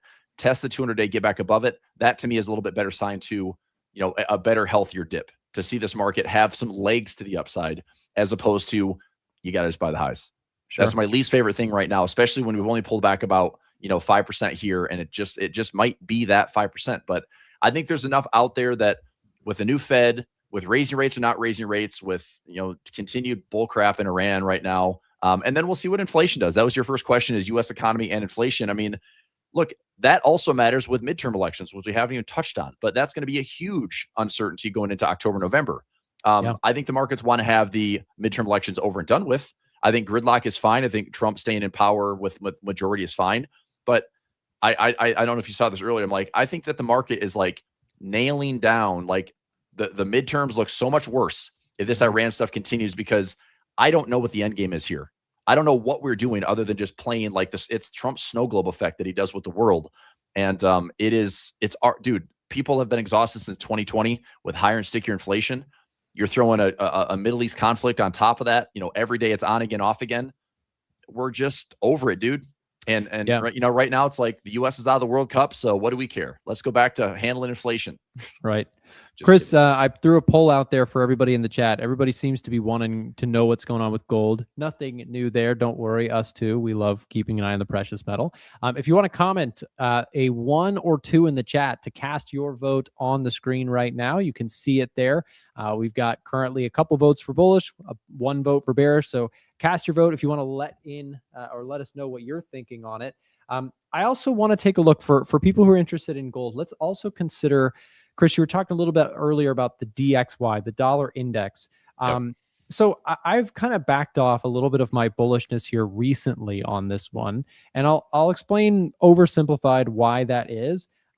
Basically, some of our growth metrics, PMIs were soft, consumer confidence was soft, non-farm payroll was soft, ADP was soft. So some of my metrics here went from glaringly strong for the US dollar to a bit more of a neutral stance. I'm not bearish on the dollar, but I am certainly thinking, okay, if we're going to get a breakout here above the 102 level, which I still think from a technical basis, like we're coming back to a 1+ year kind of range bound level. We've been stuck in a range for a long time. You and I have talked about the bond market being super efficient in the options world. DXY, of course, a lot of the same characteristics there. Sideways, not a lot of movement on a larger time frame basis. Forex volatility has been kind of quiet for a while. Dollar has started to pick up some steam here recently, though.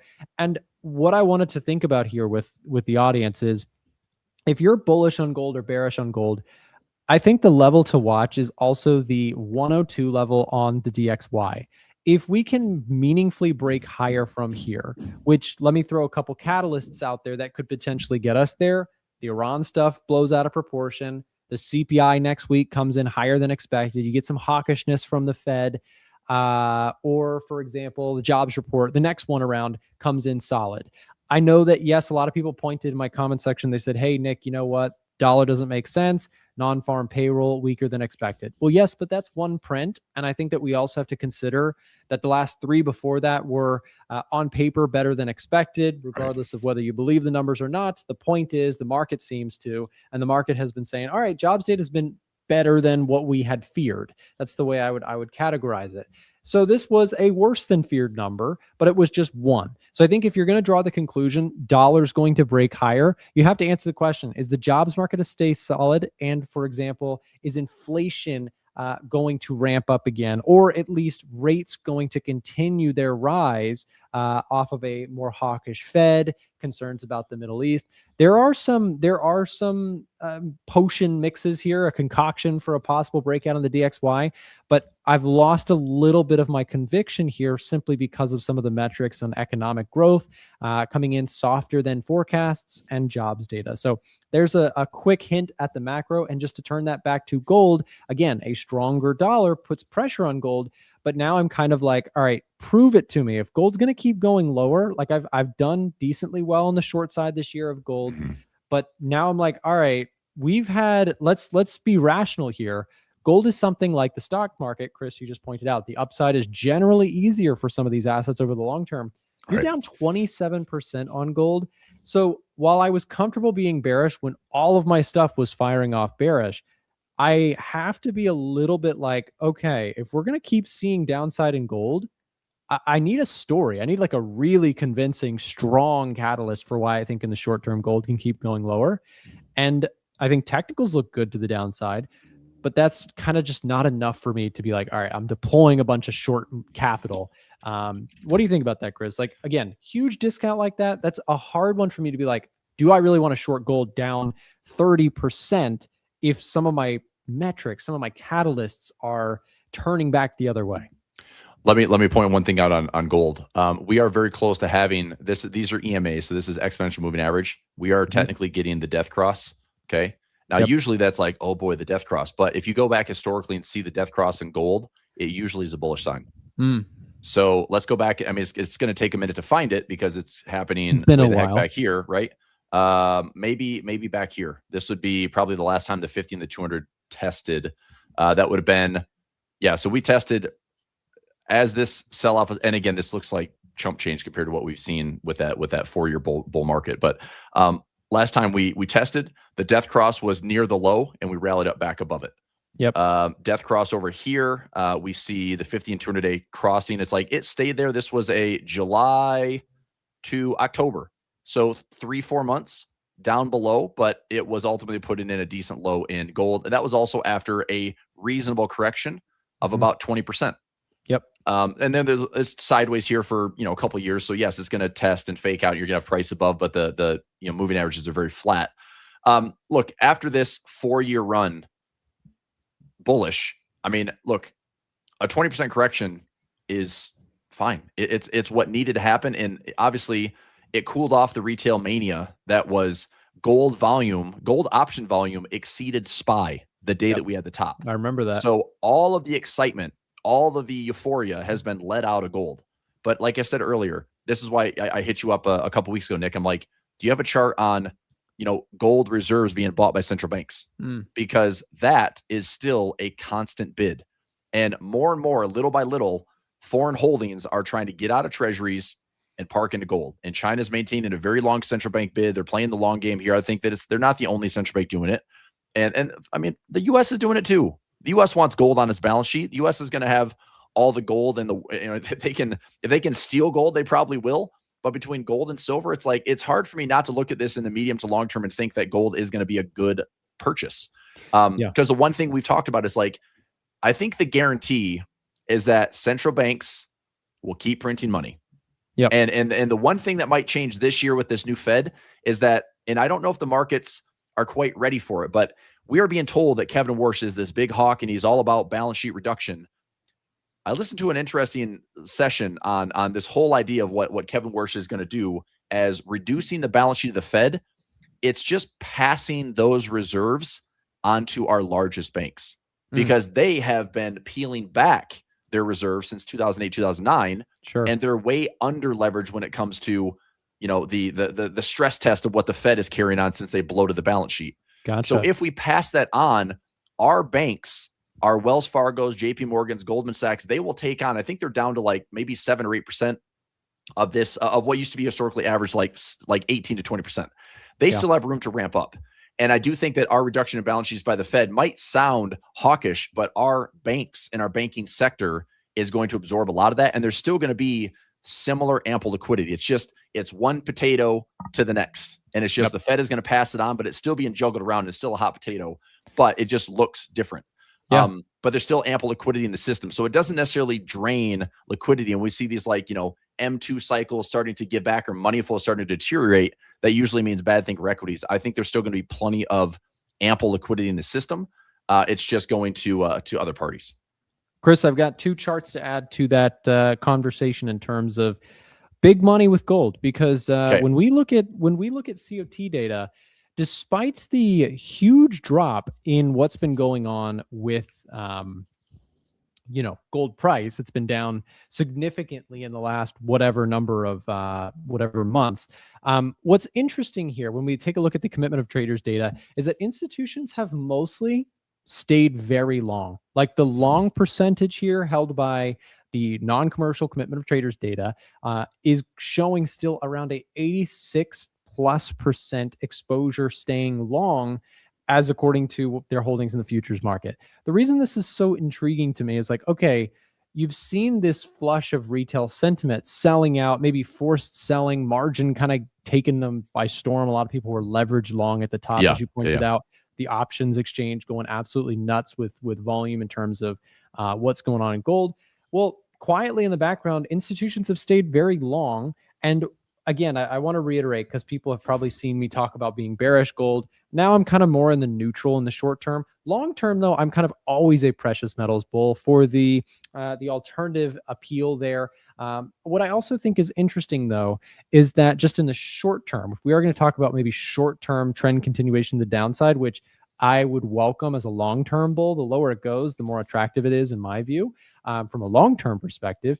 In the short term, with this little bump up here, there was something interesting that took place, and that was a very, very severe, sharp turnaround in sentiment. This is the net options volume flow. It's a new indicator we've been working on here behind the scenes for tracking options data. And what you can see is that crowd sentiment was very, very pessimistic on gold in the last few weeks. Obviously, with the price going down, seems like retail or the crowd in general chased the short selling that was going on. Well, suddenly we flipped and we changed very violently. We had a huge surge in bullish sentiment come into the market in gold in the last several days. And sure enough, that might have been a bit of a rug pull here when we take a look at the 4-hour chart. So again, crowd sentiment chasing the rally higher. Here we go. But then we still have a contention point. And this is where we still need to be respecting technicals in the sense that look at how clean this trend line has held for the last several weeks. Gold cannot seemingly get out of its own way. As soon as it gets a rally going, there's either a headline, something comes up, but even just technical wise, this level before the news hit here recently, gold was already respecting and selling off of this 4,200 level of resistance. So when I'm looking at gold price here, I'm thinking, okay, the bulls have something to prove, because a downtrend is a downtrend. At some point, the price cracks to the upside, and then maybe we finally get that meaningful rally higher. But in the meantime, Chris, the lower this thing goes, I'm happy from a accumulation standpoint as well. So if we start taking out these lows, I'm not freaking out. I'm like, hey, this might be a nice opportunity on the long term to pick up some gold. And in the short term, I just think it's respecting the downtrend that we are very much still caught up in here. So a couple of those tools here, like I said, keeping an eye on what institutions are doing. They seem to be slowly accumulating in the background. Meanwhile, options flow got very bullish suddenly, and that seems to have been a short-term rug pull in gold price. Now, all those people who maybe chased the call side here in the short term are kind of underwater on their calls that they bought. So be careful with it. I think keeping a close eye on what retail or crowd sentiment is looking like is a critical thing, especially when you have options data. You might as well use it. And Chris, you'll love us in a few months because we're building more options data. We're going to build call and put walls and gamma stuff and all sorts of things, all within EdgeFinder. Whoa, yeah, now. We're going to get there. We're Okay. slowly but surely. We're coming to you because you're the options guy. Anyways. Awesome. Real quick, for anyone who is interested in getting access to EdgeFinder, our tools are all 40% off right now for our summer sale. If you do not have access to this, if you're interested in the pulver alerts, the trade alert service that we offer, all of that is available right now at a super discounted rate. Let me just scan this QR code if you're interested in taking advantage of the sale that we've currently got going on for all these products. We will also be dropping that link in the live stream chat to speak directly to a member of our support team if you want access to our products at these discounted rates. Again, our software tools, our signal services, so on and so forth. Don't miss the opportunity because everything is super discounted right now. Chris, we got meeting minutes in a couple minutes here. What are your thoughts here on this? Well, intraday price action wise, I mean, lows around 22. Overnight lows at 74.18. We just spiked up around 74.87. I do have some, I mean, it's still a pretty noisy day as far as gamma goes. 7,500, 74.75, 74.50. Price is choppy. Look, I kind of position myself for the day where most likely, if I'm going to, I kind of did this intentionally because of FOMC this afternoon, is that if price comes down to me or up to me and it's late enough in the day, having a $15 profit trap is likely going to give me a couple $100s to just protect and not really take on the extra risk. I don't think we're going to have a huge move in FOMC minutes. I really don't. Most likely it's going to be, here's the daily noise, and it stays in the daily noise. That could be where I see the day. That being said, going out to tomorrow and by Friday, key levels if the bears break 74.20 with a daily close or break below 7,400, it's most likely opening up to the downside. The bulls have really had a struggling move above like 75.40, 75.50 or so. And again, this is now, I said 7 days, or it's 7 days. Look, man, we've seen ranges of 7, 10, 14 days. I mean, next week, what do we have for catalysts? We have earnings, we have CPI, we have PPI. This week is just Fed minutes. That's it. So it may not be enough to really crack this downside, and the market kind of absorbed the Iran stuff overnight. Because even today, it's like the market's flat. I mean, we're down on a gap, but price action wise, we're not down on the day. But like, I think the FOMC at the end of the month is way more telling than this minutes. I mean, somebody joked earlier and said that the FOMC minutes will now be referred to as FOMC seconds because it's going to be such a lack of transparency, perhaps, Yes, the shortened forward guidance concept. Chris, what's also interesting to me too is the Nasdaq is actually holding up the best today.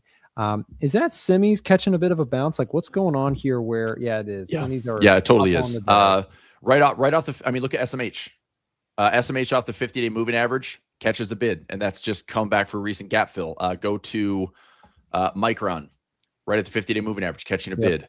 Go to SanDisk, right at the 50-day, below it yesterday, above it today. Look at let's go Western Digital for storage at the 50-day. A little noisy, but again, like not. It's up on the day slightly. Look at SOXX at the 50-day, catch a nice little bid. So technically, yes, I think that's what it is we got a bid. So NASDAQ today is hanging in there. I mean, S&P's down about 0.5%. NASDAQ is flat, but a lot of that is, again, the chips, the space. Dude, the one thing I've been really surprised about is look at the implied volatility rank. So this is IV rank on Tasty, 32.5 in S&P. The Dow is at 25. The Russell is at 31. So very low. Look at the NASDAQ. 74.7. That's why in the pulver alerts I've been doing NASDAQ ratio spreads. The NAS has been very volatile, while the other ones have been quiet. Because of this, and the reason why this is 74 is because of your microns, because of your SanDisk. Because look at these IV ranks. They're like 90 to 100 IV rank, and they are monster stocks, and there's monster volatility, and they're also getting larger in market cap, and so it's taking more of that weight out of the NASDAQ. I don't know. So anyway, I just think it's interesting where, I'm going pretty far out, out of the money. I can absorb about a, 50, 60, 70% correction in the NASDAQ before I take on really any ownership or any risk. But time is my friend. I mean, my portfolio is pulling in about $2,600 a day just with time. Very nice. And like I said, if all we get is that stupid 5% correction from June and we go up to all-time highs and that's all we get, I'll still be up, about 15% for the year, which is not the end of the world. However, I'm not going to be happy with that. Like, I feel like, man, I did miss something. I did underperform. But at the same token, it's like, dude, you can't expect to grab an irrelevant stock like freaking SanDisk. That's a digital camera memory card that now is a 700% gainer. It's like, it just does. I don't know. So I'm not beating myself up too badly, but it does frustrate me. With that volatility, obviously comes the other side. I mean, I'm with you too. It's like part of me wants to, it feels like gold did. We talked endlessly about how gold felt like, man, I wish more of my portfolio was just all gold here and my year would have been even better, right? You can always kind of play that game. And I think that it's happening right now with semis, because look what happens a lot of times to those parabolic run-ups. And I think if you look at, I was looking at this earlier, semiconductors, SMH, I've never, ever, ever throughout all the history of watching these things, they've never been this far away from our monthly chart moving averages. This thing is from a 20-month moving average, 40% away to the downside, I should say. Oh, it's crazy. From the upside, 64. I mean, that is unbelievably unbelievable. If you want to call a chart overbought, not that I think that carries much merit, because I think overbought can get more and more overbought. I'm not a big believer in trying to call something, call it top on anything. But I look at this thing and I think when this thing does want to reset, look at historically, I couldn't find a scenario where we had gotten that far away. Maybe this is the closest example, 2024. And it reset eventually, dropped pretty hard at one point from peak to trough there. That's a 40% drop. It happened over here. This was a 29%. So these semiconductors, when they do want to drop, they can drop violently. 45% pullbacks are kind of the norm in a down market for these things. So, what kind of drawdowns could we experience with this one? If it was to go retest the stack again, which is a normal, occurrence, maybe on like the daily chart, just getting back to the 200-day moving average, is a 27% drop. If you're looking at the weekly, which again, this would be a pretty severe drop, but that's a 59% drop on these stocks. So the way I think about it is like, these things are hype. They're exciting. They're an incredible technology. I don't want to bet against them per se, but I also acknowledge that when these things do want to pull back, the pullback will be violent and it will hurt a lot of people, just like gold did. Leveraged funds were going crazy for gold. Everybody was margined long gold. This hurt a lot of people on the downside. And I think that's the way markets often behave, is they, suck people into the excitement and then they spit them back out on the other side. Yeah. And I think this year that bulls and bears both are going to be tested equally. Yeah. Like it's going to be the psychological test. It's going to be the monetary test. Look, there's literally, short-sided funds. That's all they do is short sellers, right? There's long short funds. There's fixed income structured vehicle funds. There's all sorts of ways to tackle the markets. I'm in the Financial Juice print right now. I'm looking at some of the headlines for FOMC minutes. I thought a couple interesting tidbits. Some policy firming would likely be warranted. That's a highlight there in red. Fed staff forecast for inflation in 2026, 2027 was higher than an April forecast, reflecting Middle East war and effects of the AI build out. Right now, what's crazy, Nick, is Apple just mentioned this with their iPhone costs having to go up. They're looking for, cheaper chips elsewhere. They're looking to go back to, more of like the open source models or something cheaper. AI is actually adding costs to everything: storage, everything computing power, everything chips. And that's not good. If anybody's in this space as a gamer, your Xboxes, your PlayStations, they're all now like consoles are pushing up towards $800 a console or $1,000 a console. The games are getting larger and larger. GTA is going to be one of the most anticipated releases in November, if it's not delayed. And it's probably going to be like a 150 to 200 gig game by itself. And so it's like, unless you're adding, terabytes or more of hard drive space, you can play 1 to 2 games on your PlayStation without having to copy it and throw it somewhere else to play one game at a time, which I know drives me crazy. Yeah. But anyway, I like AI file right now is actually adding to inflation. Even though this is supposed to be deflationary pressures, you put everything into AI that's adding cost to everyone that wants AI and converting to AI. The bottom line is going up right now. And so, the offset is tech is letting go of people so they can have that overhead savings and put it into build outs and R&D or, finding more, AI bandwidth. But the Middle East is just, it's a nagging effect in the market. I don't know how this is good. I don't know how this is an end game that we really cycle through. It's like, and maybe there is a silver lining that I'm not seeing. Maybe there's an end game here that I'm not seeing. But to me right now, in this time when midterms and everything are so pressing and populism is rising, I mean, there are some extreme like right policies and extreme left policies, and the left policies are gaining a lot more traction because people that are so frustrated since 2020 with living hand to mouth, living paycheck to paycheck, getting frustrated. Dude, I mean, you can only keep your thumb on people for so long, and it feels like there's no end in sight. I just don't know what a Middle East conflict is going to do. That's good for this. And think about this, dude. We're talking 4% away from all-time highs in these indexes, and we've seen gold and silver both rally 100+%, oil rally 100+%, individual stocks in semi-space and AI rally anywhere between 100 to 700%. And we're still in a war with higher inflation, with an unknown of the Fed, with a brand new regime.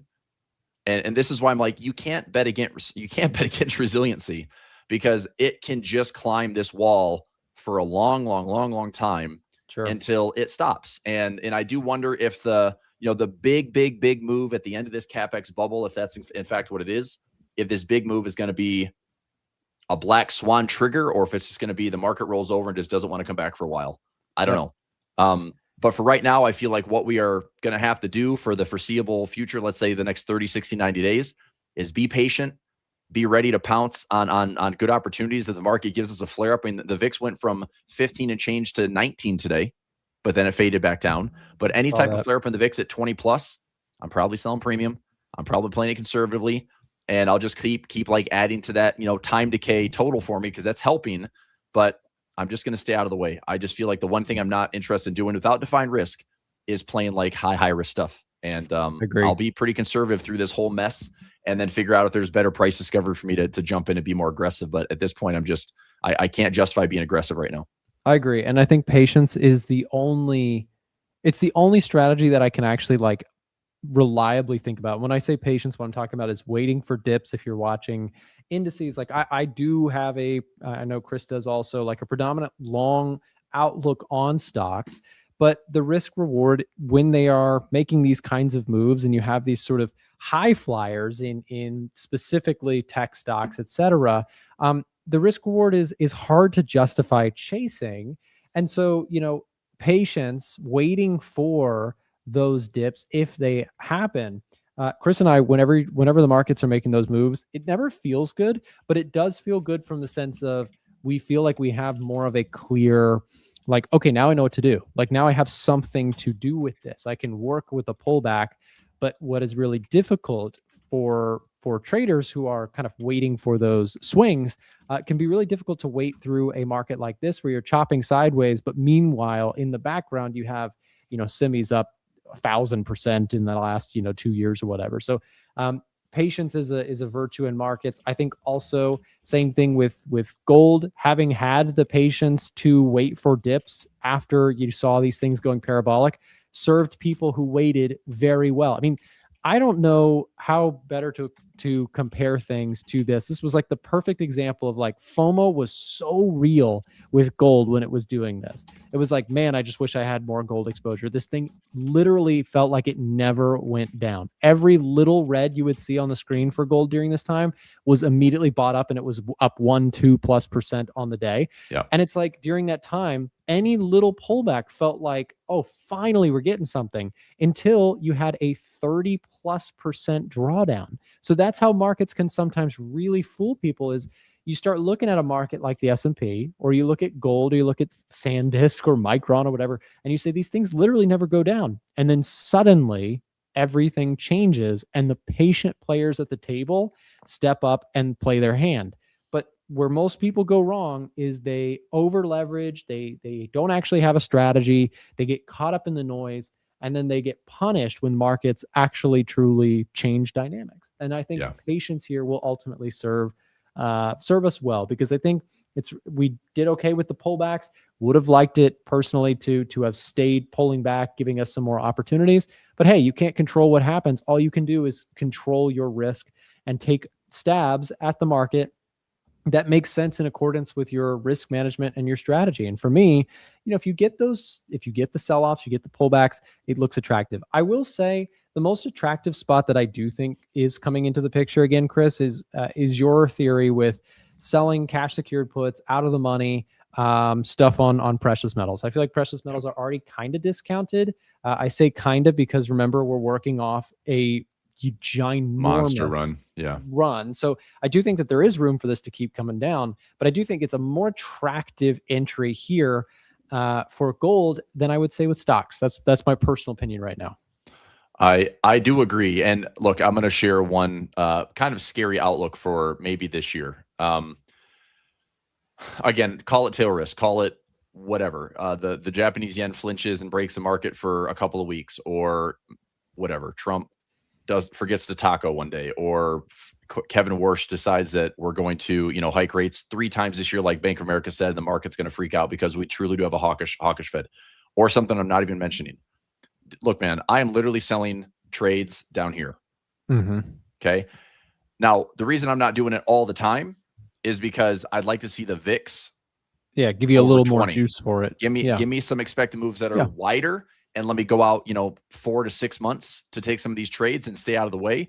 But I think that what we may end up having is choppy, maybe a fake out, maybe a pullback. Mm-hmm. I could see the markets honestly retesting these March lows. This would be just like 1998. 1998 was up 20% year to date into like July, and then experience a full correction of the entire move, only to finish the year 29% higher. Sure. Like it was like Crazy. head spinning volatility. And I know that this isn't 1998 and this isn't 1999. And for all we know, it's not 2000, 2001 either. So I'm just saying that this is what I'm prepared for.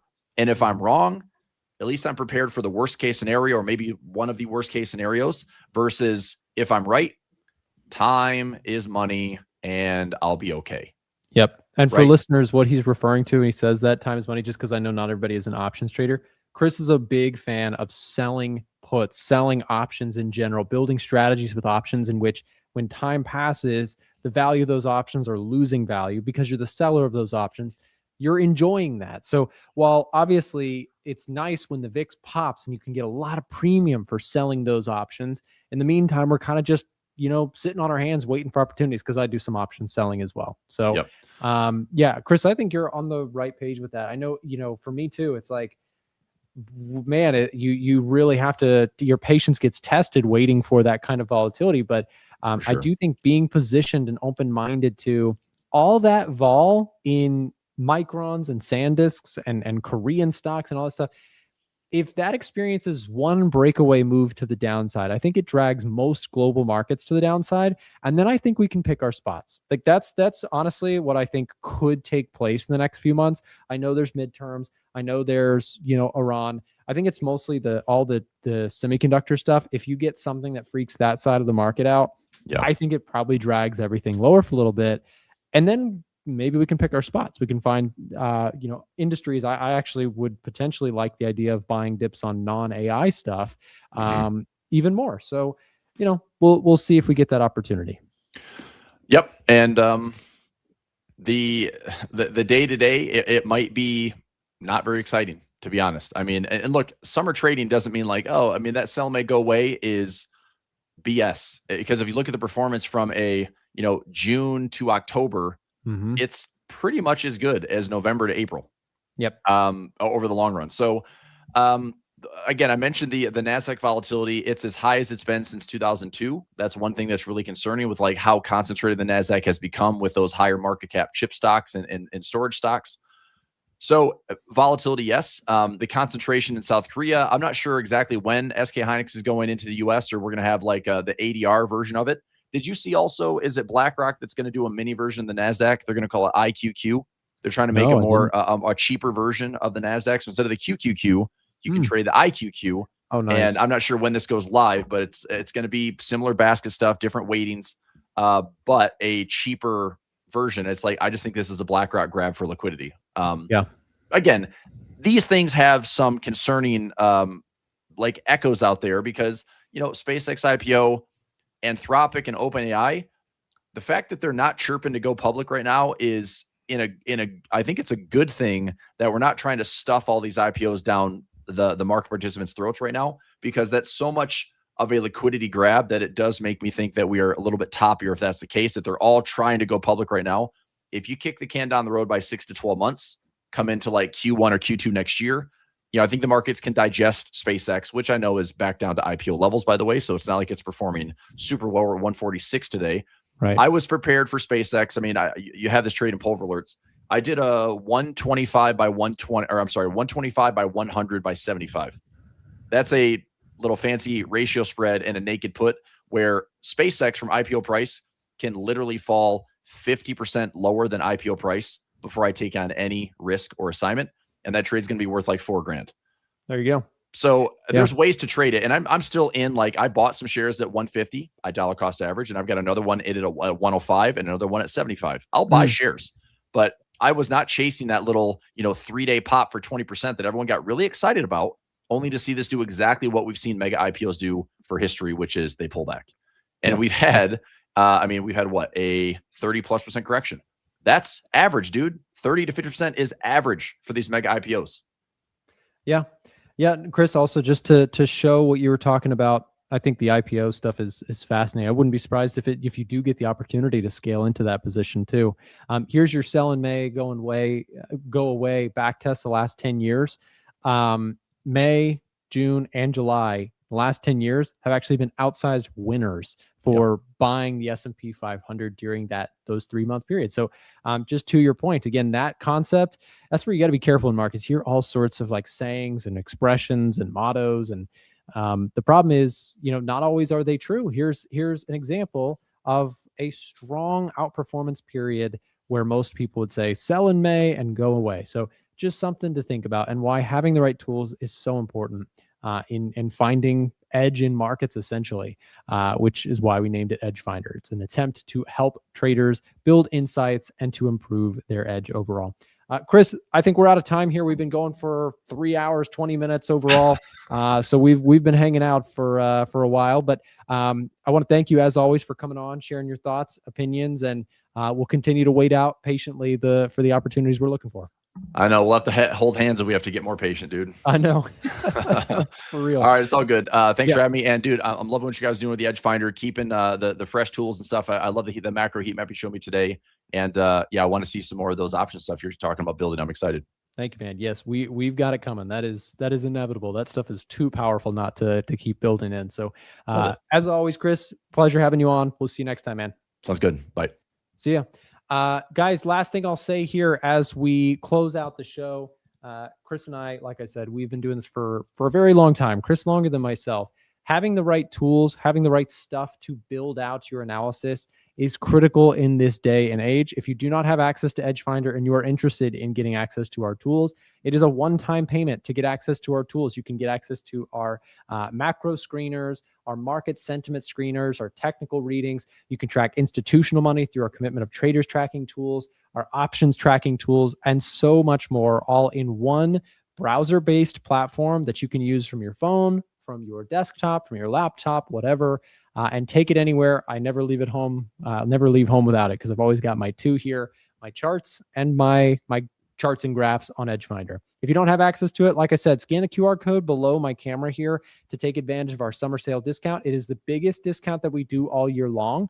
You can also scan the QR code, or you can click the link that's been dropped in the chat to speak to a member of our support staff. It is a real person who can set you up with a payment plan if you need access to it and get you exclusive live stream discounts if you message in. Like I said, link for that is in the live stream chat or in the description of the stream below. That's all we've got time for today. Thank you for hanging out with us. I've got a video coming you guys' way, updates on what's been going on in my own trades. Stay tuned on that. It'll be up in just a little bit. See you next time. Have you ever wondered how you could find more trades like this gold runner, or the S&P 500 breaking out to all-time highs, or this sell-off in dollar Swiss franc, which was a clean short opportunity? Well, all of these charts shared one major thing in common. They all had powerful macro fundamental catalysts driving price decisively in one direction, presenting a really strong trading opportunity. Hi, my name is Nick. I'm a 10-year trading veteran and the founder of A1 Trading, where we build market scanning software that help traders to track macro fundamentals, crowd sentiment, and the commitment of traders' data to best understand where institutions are moving their money. Our tools automate everything from studying jobs market data, inflation statistics, and economic growth metrics, bringing it all together into a scorecard or rubric that helps to spot better potential trading opportunities through our insights offered by the tools. So if you're looking to access our tools, stream viewers get extra discounts, and we're currently offering payment plans as an option for those who would like to split up the cost of our tools into a couple monthly payments. Alternatively, we also offer a free Edge Finder tutorial course, as well as fundamental macro course that can help you to learn the concepts behind the tools. Scan this QR code that you see on the screen right now to be connected with a real person from our support team. We have helped thousands of traders level up their trading through insights, dashboards, and automation. And we are passionate about this subject because having the right tools that hedge funds and proprietary firms keep locked in key is a powerful game changer for the average everyday retail trader. To explore our products, payment plans, and just to find out more and speak to a real person about this, scan the QR code that you see on your screen right now. Alternatively, the link can be found in the live stream chat or in the description of the live stream. On our website, you can find a collection of both free and premium trading tools that our team has put together to help traders take their trading to the next level. Well, you might be wondering, how can your tools help me? Well, whether you're a swing trader or a day trader, our tools are meant to help traders traders of all different levels of skill, time frame, and traders that trade Forex, commodities, indices, stocks, etc. At the core of it is automation, simplicity, and bringing it all into a one-stop shop for you to scan markets more efficiently and build a curated watch list of potential trade ideas. So regardless of what you trade, we hope that our website helps you in some way. And if you have any questions, feel free to contact us using the contact button in the top right or the live chat feature available on our website. We also offer free courses on fundamental and technical analysis on our website, as well as a range of free tools like, for example, our risk calculators that can help traders to level up their trading without paying a dime. Our goal is that our tools and site help you in some small way, and we wish you the very best in your trading journey. Thanks for listening.